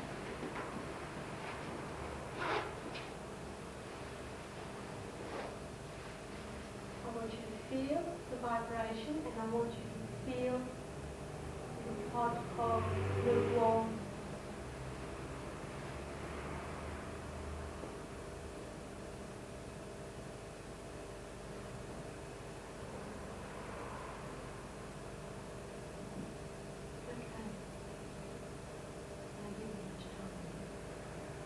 Anyone feel a difference?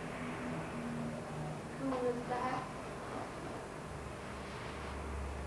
Anyone feel cool? So you didn't feel warm or anything like that? Felt more sort of neutral almost. Neutral sort of thing.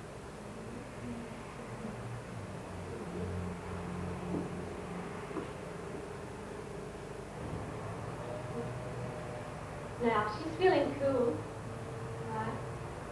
And I know why. But she's feeling cool. She's cool. And she's checked herself out and she's cool. Which means it's a telltale sign that negative energy is being pushed at her, or she has taken it on. And she's taken it on physically. It's got nothing to do with the mental. Now, if you were to touch her knee, it has the same temperature.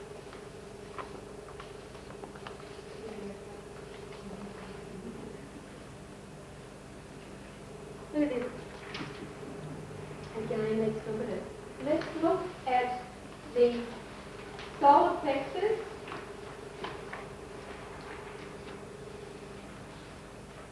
And let's look at the knee.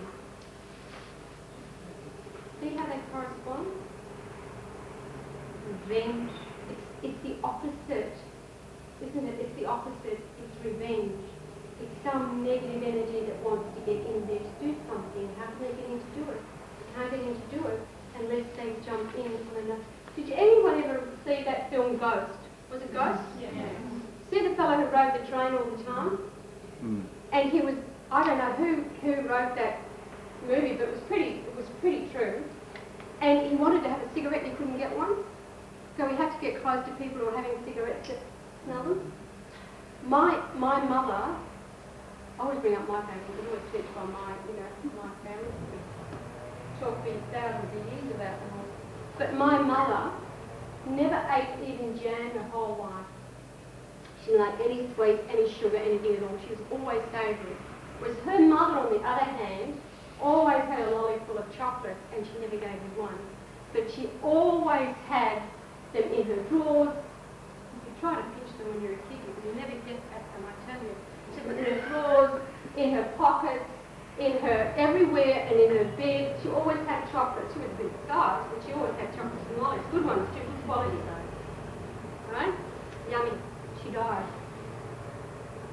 I went to see my mother, and my mum said, "Oh, would you like a lolly?" Oh, I said, "No, you've got lollies?" She said, "Yeah." She said, "Oh, Della, what is it? It smells so good." She said, "I've got my lollies now here for when I watch TV." Interesting, isn't it? My mother wasn't eating them, my grandmother was eating them. A bit of a battle axe.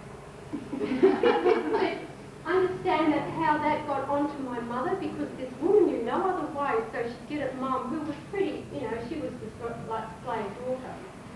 So she then actually helped my grandmother to still eat lots of sweets and lollies. Interesting, isn't it? Also interesting is that when my grandmother died, we'll cut a long story short, but I went to Lasama, to India.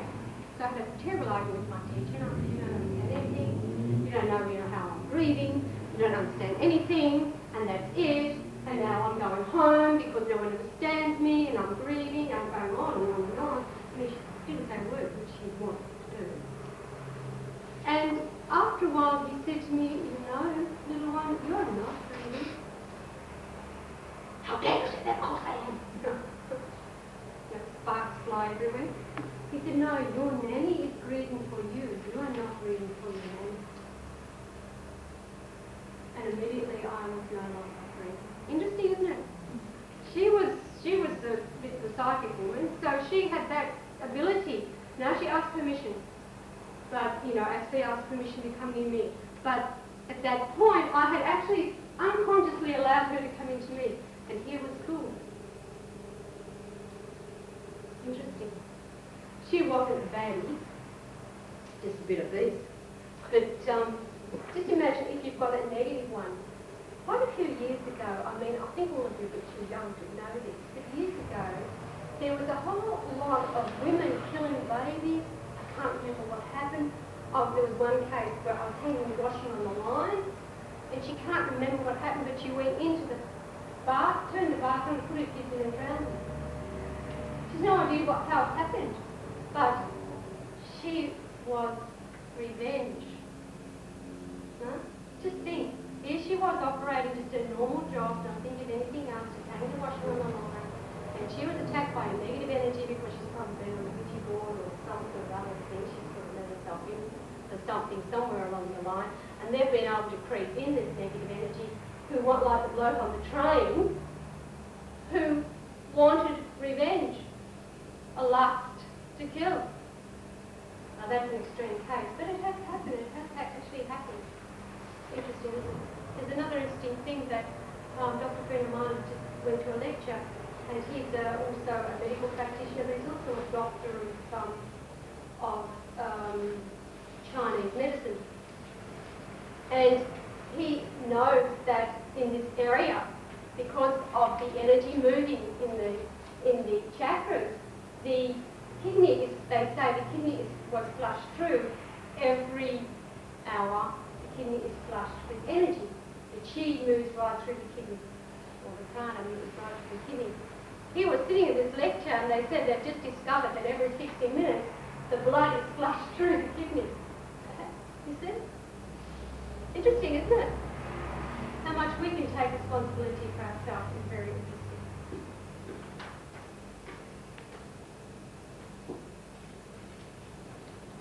So if we've learned by now to be strong and courageous, if we don't like something, we say, I don't like it, I really don't. This is really upsetting me and I can't have it anymore. That's it. And leave it cut. Don't say, oh, I'm feeling bad, you're doing this to me, and keep giving it, but just cut and say, no, I don't want that anymore. That's it. A good way of doing that is also to go somewhere and shut the door. That always helps you to, on this other level, to shut it off. I was in the ashram once, and I go again, but I was in the ashram once and this great Mahatma came to visit the ashram because he wanted to be a devotee teacher. And he had thousands of devotees who were at the yoga guru in his day. And he was there telling me all what I should know and throwing Bhagavad Gita at me and everything. And my teacher sat on very in the corner. He didn't say a word the whole day. And he didn't say anything. And I thought, you know, he's got to stick up for something.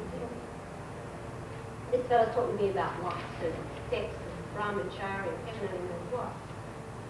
And I went up to bed and I shut the door behind me and I slid, well I never do, but I slid the lock and thought, don't you come near me.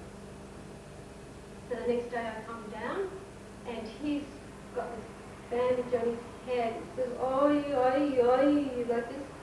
I said, what's the matter? My teacher comes to us laughing. He said, first of all, he meditates all night. You know what his mantra is? But the second thing is, in his dream, he met me in the astral, and he tried to get my attention, and I was meditating, and he couldn't. If you know anything about astral, you know that you couldn't do that. He didn't have the power. So then he tried again. He still didn't have the power. So then he hit me with his head on my head, trying to get here to destroy it. And as he hit, his head exploded. So he woke up the next day with a massive migraine and told my teacher what had happened. And he said, never, got to match your power with her. Never. Interesting, isn't it? So even things are happening astrally. When you think you're asleep, you know, you can lucid dream. It's not that difficult. If you don't like a dream, say, I don't like this, change it. I've done this since I was a child. I like happy endings. I'm having a dream, so I'll change it to have a happy ending. But, you know, you can say, no, I don't want this because this is not how I really want to be. Now, when I lived in Germany, my father always said, when you can dream in German, you're speaking. And I actually dream mainly in German now, even in God, even interesting, isn't it? Because that's part of us as well. So now we're coming to here, the Anahata, the bridge. So now we are strong enough, I'll come back. Now we're strong enough to move into those subtle realms.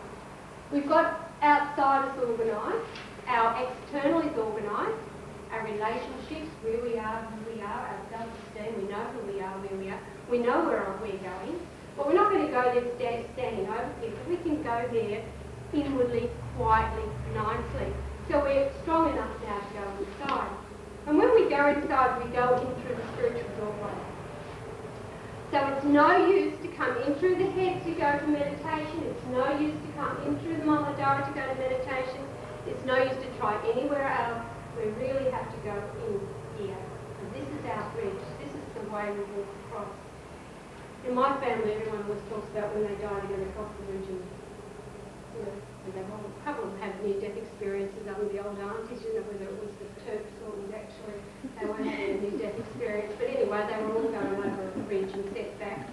So that's really interesting, isn't it? Because you are what you think. If you think there's a bridge, it's going to be a bridge. If you think there's going to be water, it's going to be water.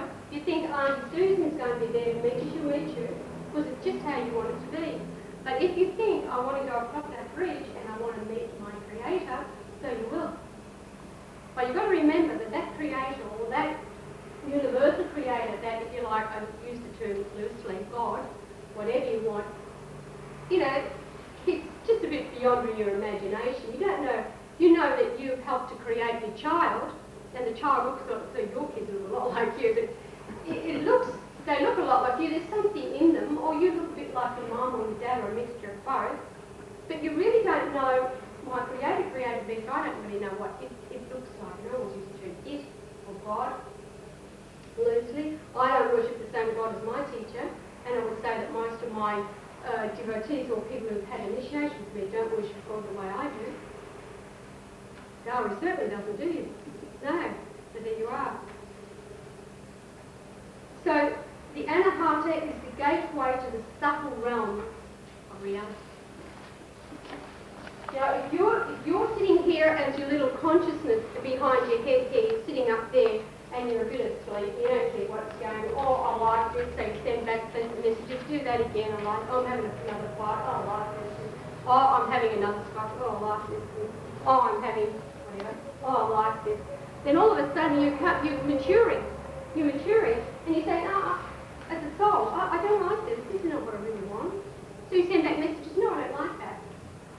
So then you begin to have different circumstances, everything's okay. And now in the inner realms you also need to have that okay. This chakra teaches us to awaken to a love of something higher that's even beyond our wildest expectations. This is that marriage again, but it's sort of a different vibration because now it's internally. If you're coming here as a soul, your outer reaches are out about here. Now you're drawing in again, so you're getting closer to your own self. You've passed the body things and the physical things, and you're moving inside your own world, which is, you know, you're having dreams. I would like to snuggle up in bed, put the cover over me, and I'm all on my own, and feeling really good. The husband's got no good. I'm all on my own, that's really good. And that's my world. And now I close my eyes and I'm there, people say, gosh, go to sleep. But well, I've got to do a job, but I'm also, you know, quite happy to get back closer to who I really am. Interesting. So we all need love to survive. So here we've got to remember not to turn that love into negativity, not to put it into jealousy, revenge, selfishness, not to have a conscience. I want you. What's that song, Misty? Playing or something, that song years ago, or before you can't remember. You know, that's when, you know, someone loves someone and they don't care how they hurt the person because they want to possess them. That's not the love we're turning to, but that's what happens. This heart chakra opens, this is what happens. And you could be really hurt, really upset, and down goes underneath, and work yourself all the way back up again. Interesting. Every time you see when you go higher it is, the more you can fall. The deeper you can fall. The ultimate love that you're looking for is Satchitananda. The love that's the eternal bliss. And here is the entrance to get it. And remember that it can turn toxic. How many times have you in a relationship before the first early days, oh, I'm here all the time, I'm all got my vibes and I'm right, and I'm in love with him. And the next time he says, how's so-and-so?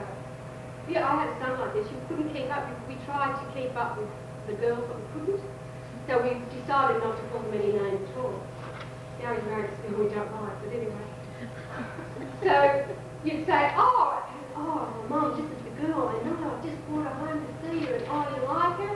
And it would depend on whether I said come again or not, you know. And the next day, or, you know, 2 days later, you're back and say, oh, Mum, this is my girlfriend, I'd like to introduce you. No, you hadn't read here before, no, you know. And if you take that to a bit more of an extreme, are you not in love, and then something goes wrong and you hate? Isn't that right? Oh, hating. Or, cut up, put your head, cut up the flow, rip all the letters and burn them, and all this sort of nonsense that goes on, or letting the tyres down and putting graffiti on their cars. I think that's a new one. Do have cars in my age. So it's interesting, isn't it, how that love can become toxic just like that. So you've got to be careful, because this love now, you're strong enough to go on to this purest love. And there is a love now that takes you from your race, colour, karmically, and begins to put you on part of the universe, part of the world on a whole. You have to learn now again to live in this realm of oneness. You have to become, in this root chakra, at one with your family, your race, where you were, your social identity. Now you've got to come on a much higher scale. Interesting. You come inside. You're coming back. On the 2-day seminar, I teach you actually there's different bodies. You've got a physical body, an astral body, you've got a pranic body, you've got lots of other, what we call sheaths or koshas in here, all different sort of bodies. And so each body has a different way of doing it. Here you come into this body, it has a different way. Deep inside you are more bodies and more bodies that you've done. Look, it's like layered clothing. When you get them all off, you're 5 stones. When you put them all on, you're about 15. It's interesting, isn't it? So here you are, you get rid of all these layers, and you begin to come in. And a heart attack is that way. You have to be careful not for it to turn toxic, because here the ego comes really into play. The ego really begins here. And then we have the throat chakra, the highest creative chakra. Now, have you ever seen Mum? She never knitted. My mum never knitted. She couldn't sew. She sewed one dress for my sister, which fell apart on the swing on the food station was. In front and back came apart, because some kid pulled her and there was no dress on her. Oh, she was really upset. Mum couldn't sew. She couldn't knit. She couldn't crochet. She was a good putt cook, but that was about it. I mean, that you didn't have to get a docket with your meals about, as far as Mum went out of the way at home. But when she passed a certain age in her life and she had her menopause, if you like, her creative energy went into, first of all, crocheting. I never got one. But everyone got a crochet rod. Everybody. She was going like crazy, sucking on the lace and crocheting like crazy. Now, we still almost got the docket for the meal, but Mum had gone into a different way of doing it. So she had gone from this creative energy, she had no idea that it happened. And it probably will go down again, but nevertheless, this began to move. Because this is the higher creative energy, and this is when men go out and tend their garden. My husband's was, look, the garden's mine, inside yours, outside's mine, that's what we do. Okay, I never even walked in the garden anymore. I've dug and I got all the weeds and everything out, and I said, well, look at all these weeds there, he doesn't know where there's flowers and weeds. And here is where you look at your speech, the unstructured word. How destructive is speech? How vindictive is speech? It's interesting when you think about that. I was telling my husband off one day, walking on the street, going calculated, he had no idea. And in front of me, I've got a few people. And my teacher always comes some form to tell me to do enough. A few years ago, and I'm telling him off, and all of a sudden, the 3 people in front of us stopped. The woman turned around. She was an Indian girl, such a beautiful face, and smiled. I couldn't do anything. I immediately forgot what I was going to talk about and thought, isn't she beautiful? And off she walked again, the 3 of us. And I thought, well, that's my teacher telling me, enough's enough. But isn't it, I got into a bit of a talk out of it. Probably getting dirty socks together or something. So, it's interesting. Here is really important. If you've got nothing decent to say, don't say it. Because speech can be destructive. Has anyone ever said just a few words and you really, really hurt? So you know how destructive it is. Then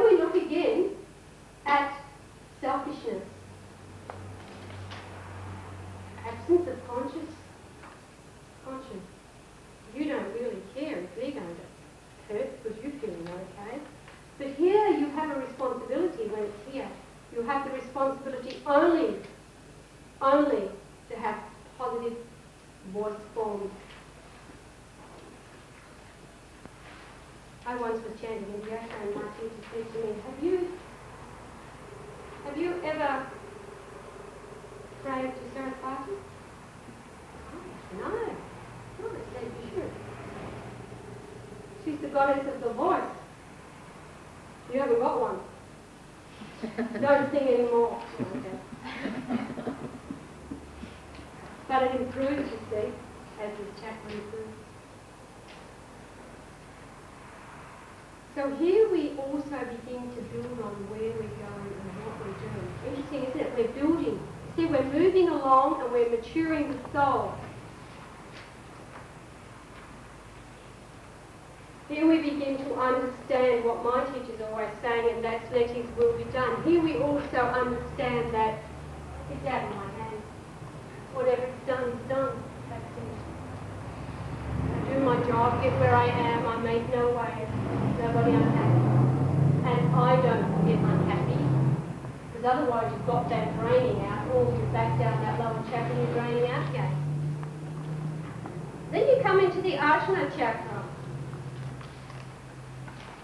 The third eye. A lot of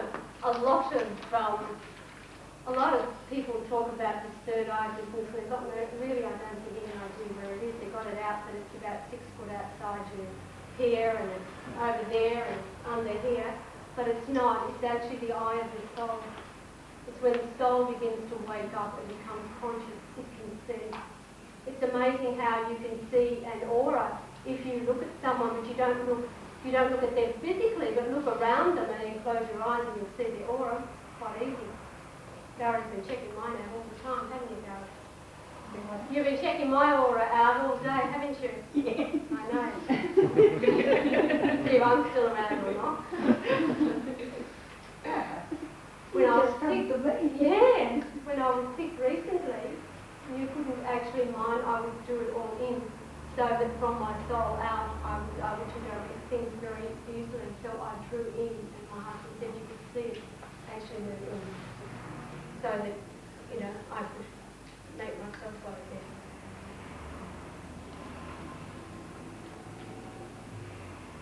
Well, I couldn't take the whole thing with me. I had to do something. So this chakra is also the chakra of your higher mind. Because remember, the soul, or your fear form, is your highest conscious level. It's not your mind, it's not your ego, it's not your thoughts, it's not your dreams, it's beyond that. And people talk about their spiritual body, it's beyond that. It doesn't have a body. It's just pure consciousness itself. This higher mind, where we must eventually mature not only in body and mind, but also in soul. That's pretty hard. So I honestly don't worry too much about it, because it's very difficult. I mean, people can lock themselves up in caves and do all sorts of things to find it, but it's not going to come. So it's a gradual process. And every lifetime is a gradual process. And this is where we're becoming close to that vibration of truth. So here is where actually sometimes we have to leave off all our rituals, all our beliefs. Here's where we actually shed and move on. As we did with the solar plexus, we moved on from the physical. Here we've got to move on from that celestial or astral plane. Here we really move away. Because here now we're alone. If you come this far and you're okay, usually your guru or your teacher will tell you, now I will hand you back to yourself. What will you do? So at this stage, you must actually be able to move on alone. So at this stage, what happens is that soul begins to move in on itself and meditate actually in the soul state. So it's pretty high. If you're worried about this third eye being open, I have to wear a black thing over it, and I've got to, tie a band around my head and, paint a black spot over it because, it's open and I can't get it closed. that's not exactly what it's all about. It's about the soul, and the soul itself, that energy that's here, must now begin to meditate. I always say that it actually has to turn back. And then it meditates on the essence of itself. So it's really a hard thing to, you don't really worry about it. Now, isn't the third eye open all that? If anyone is ever as old as me and read Lobstang Ramper, that guy who was the travelling salesman, that he must have been good at reading books or something, because when he was away during his travelling salesman, he wrote all these psychic books and, you know, how to learn, how to do all that. His first book was The Third Eye, and from then on it was a big thing all over everyone, you know. In hippie time, everyone liked to have, you know, the third eye get painted on you. Well, I didn't, but people have painted on themselves and all sorts of things. They have eyes in the lounge room as you walk in.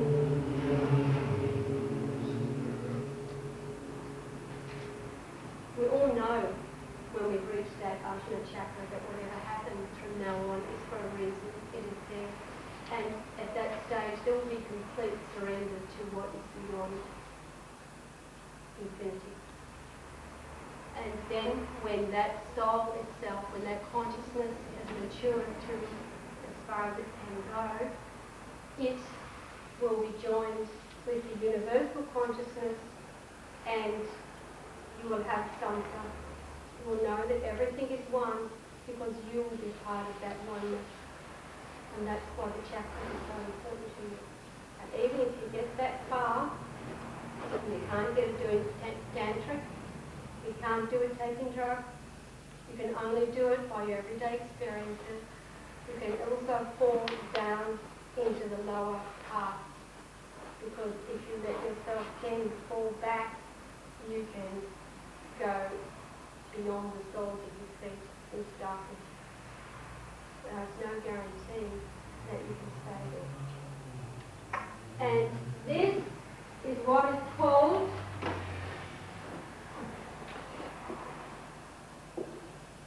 Pitralok. Huh? This is called in Sanskrit the place of your ancestors. This is where your reincarnation comes from. So if you think you was an illuminated soul that had thousands of followings, and I'm this soul in this life with thousands of followings, and my next life I'm going to be born in Bihar, and I'm going to have millions and millions and millions of not only dollars but followers, you're wrong.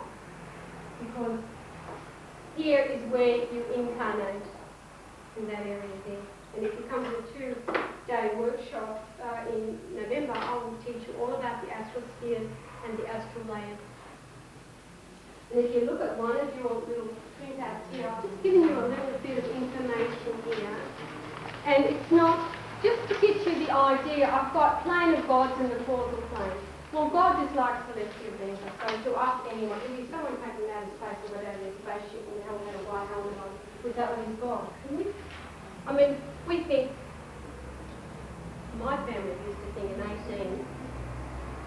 a barrel 18-gallon drum of beer was God, I tell you. No? And old bloke sits down the end of the road with a cherry nose sitting on with his paper bag. His paper bag is his God, isn't it? Someone who's terribly obese, his food is his God, isn't it?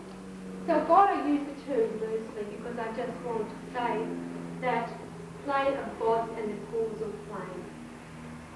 These are higher states of sattvika that not many people even in their wildest dreams get to, because you cannot go. There are certain lines drawn actually in the astral state that you can't go from one to the other.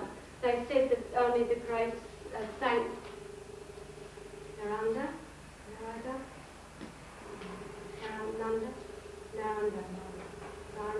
is the only one allowed to traverse the three worlds, and here they are. So this is the plane of the sattvika equilibrium, if you like. And I've left an S of Sahasrara. It should be S-A-H-A-S-R-A-R-A. Sorry about that. I somehow went into a different sort of mode that I wasn't in. I've got no idea why you've got such a space there. Then the Ajna and then the Vishuddha. So that is that's the higher plane. The plane of the subtle astral plane is the Anahata. That's the one that will take you over. Then you have the plane of reincarnation is the Manipura, Svadhisthana, and the Muladhara.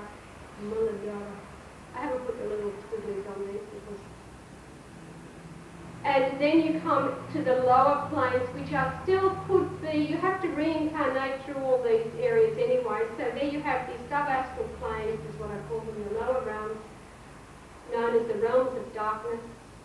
And then you have the real darky tower. So I ask you now, is there any questions you'd like to ask me? You want to do some meditation? Any questions you would like to ask? Anything at all from what you learned?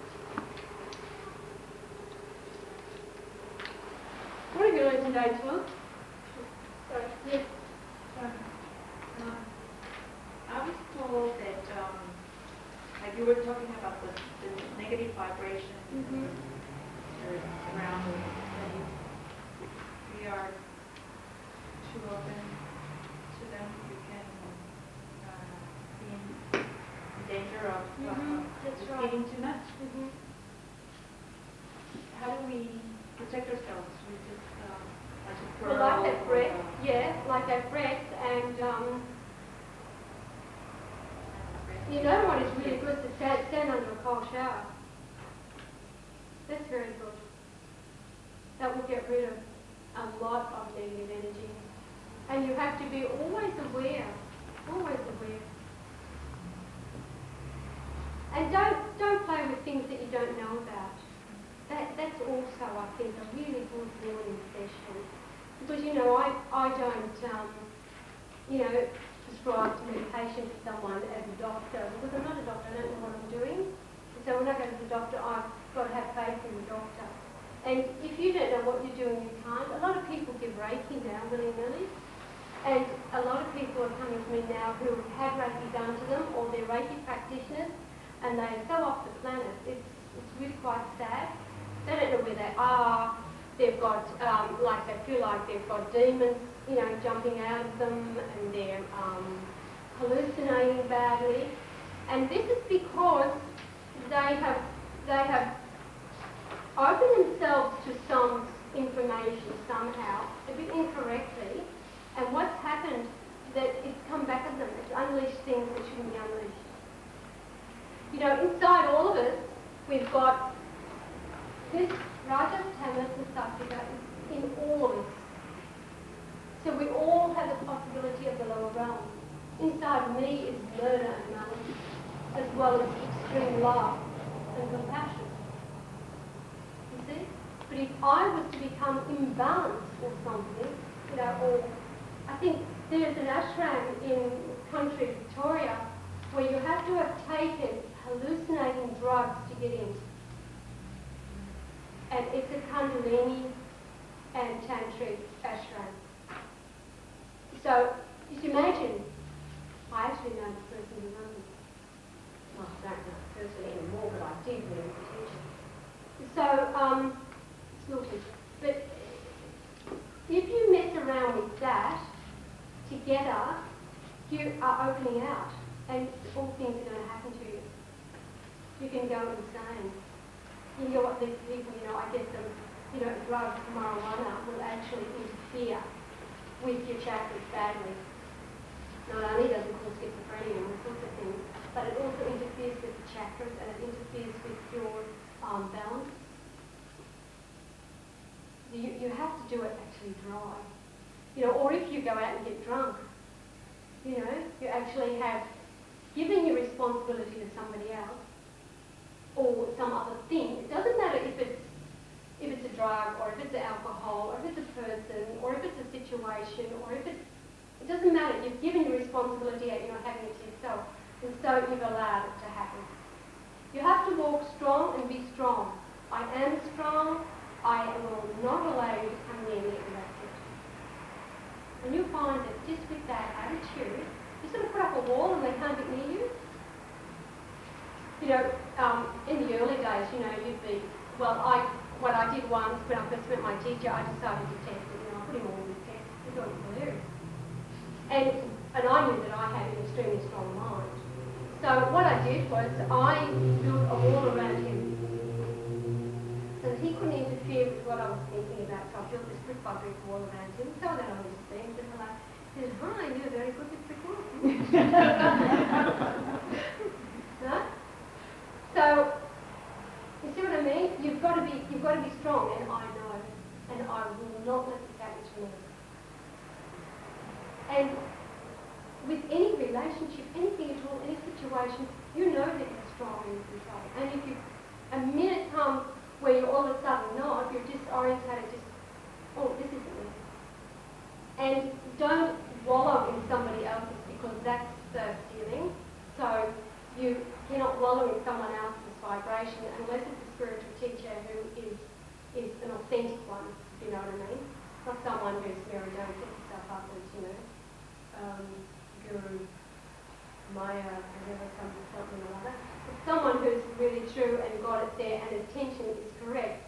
Because otherwise you can draw in, you can ask for it to come in, and that doesn't work either. And that will disorientate you because you're not the same. Self-respect, but strong. Is it okay to practice physical exercises and meditation to develop your Absolutely. chakra? Absolutely. That's why we have in the classes, our classes, why I devised this set of exercises that we do, because that clears all these channels out.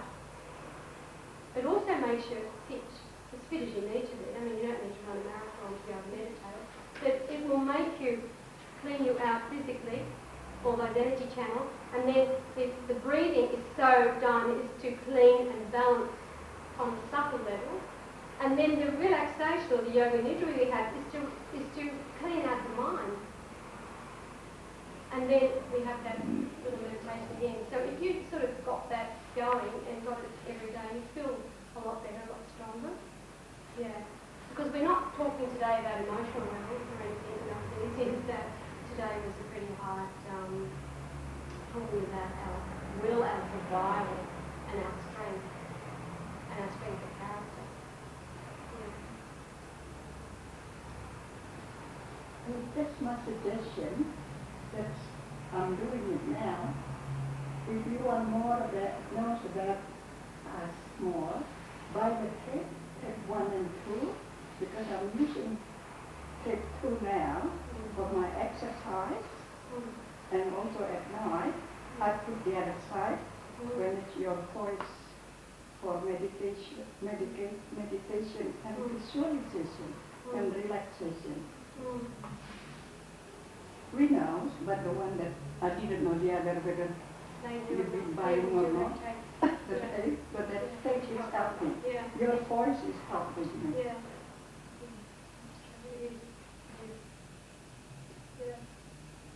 And we mustn't let just everyday problems get us down. You know, there's an Indian proverb, if you don't worry about a problem for 3 years, it ceases to be a problem. And I think that's the most sense. I always think about that. I think everyone goes, oh, what am I going to do? I think, oh, don't worry about it for 3 years, you 6 years. But you know, what was really getting you down yesterday or the day before, you can hardly remember it, can you? I know I've got people that come to me that they're, pulling in on their knees because they're really sick or something like that. And what happens is that they get well and they get better and they can't remember when they were sick. So if you've got a problem, it works the other way as well. You know, you're okay. Don't let it get too much to you. It is an experience. Look, if there's a car accident and you run in a car accident and there's someone you know really well in it, you flounder, you don't really know what to do. You can't help as well. But if you went to an accident where you didn't know anyone, you'd be a real pillar of solidarity. You'd be able to, do everything that you knew how to do. And that's true with yourself as well. When you're in the middle of a happening, you get really upset about it. But if you can just have that ability to stand back and say, okay, now what do I do? Not what did I do in my previous lifetime, or what will I do in my next lifetime, but what will I do in this instant now? Okay, I can do that. I can do that.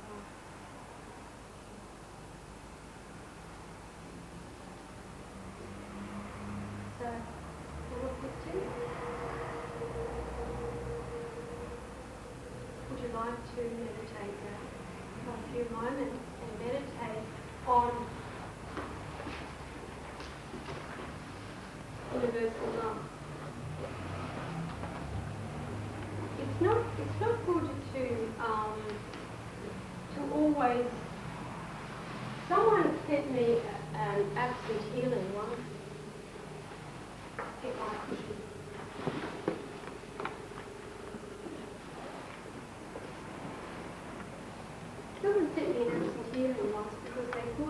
what I really needed, this absolute healing.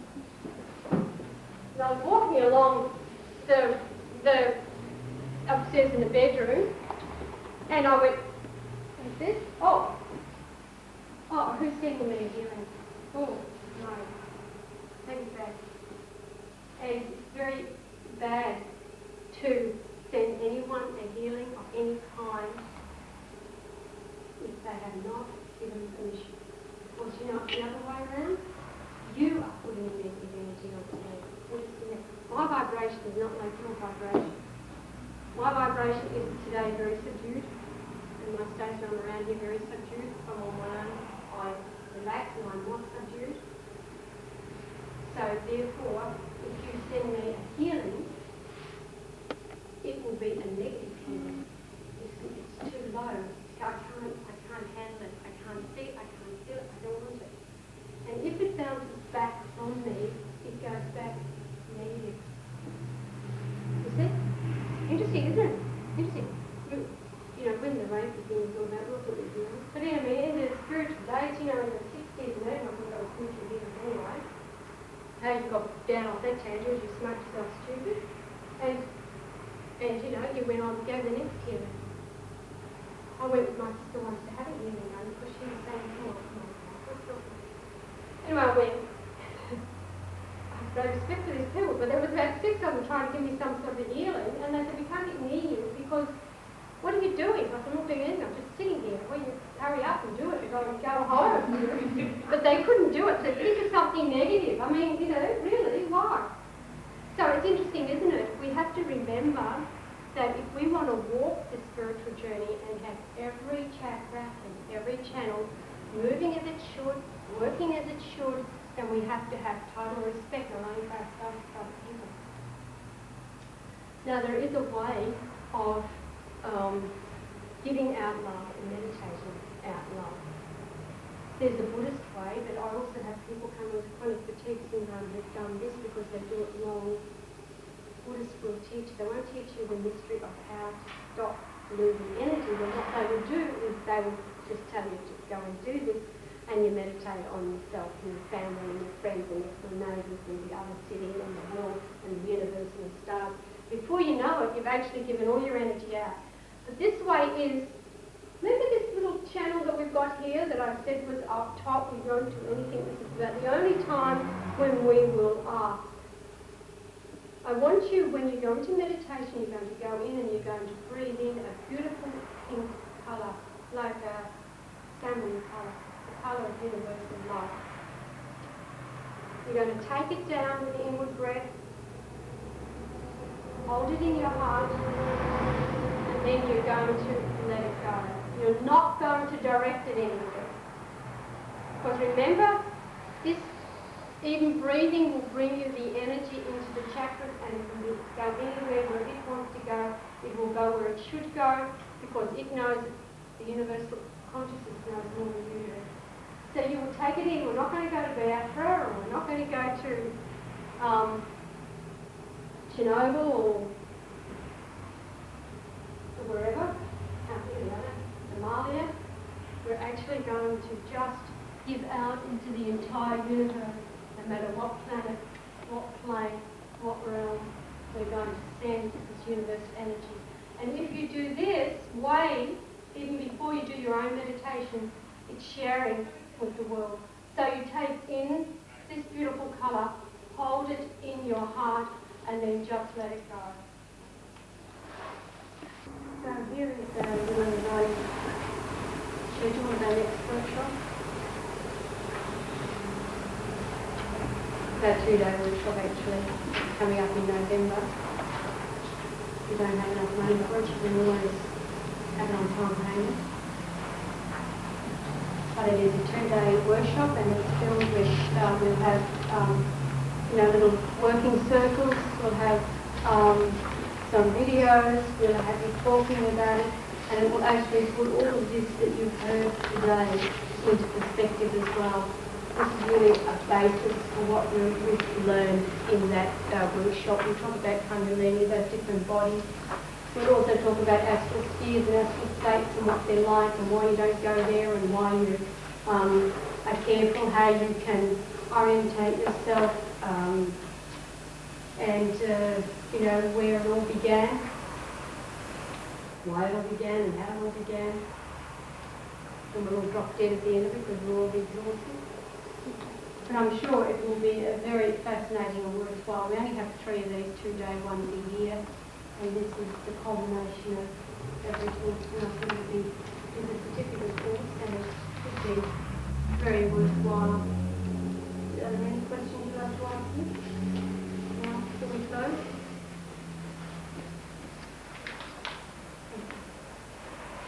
We usually have brochures, but we don't have time to put our brochure later on the computer, which is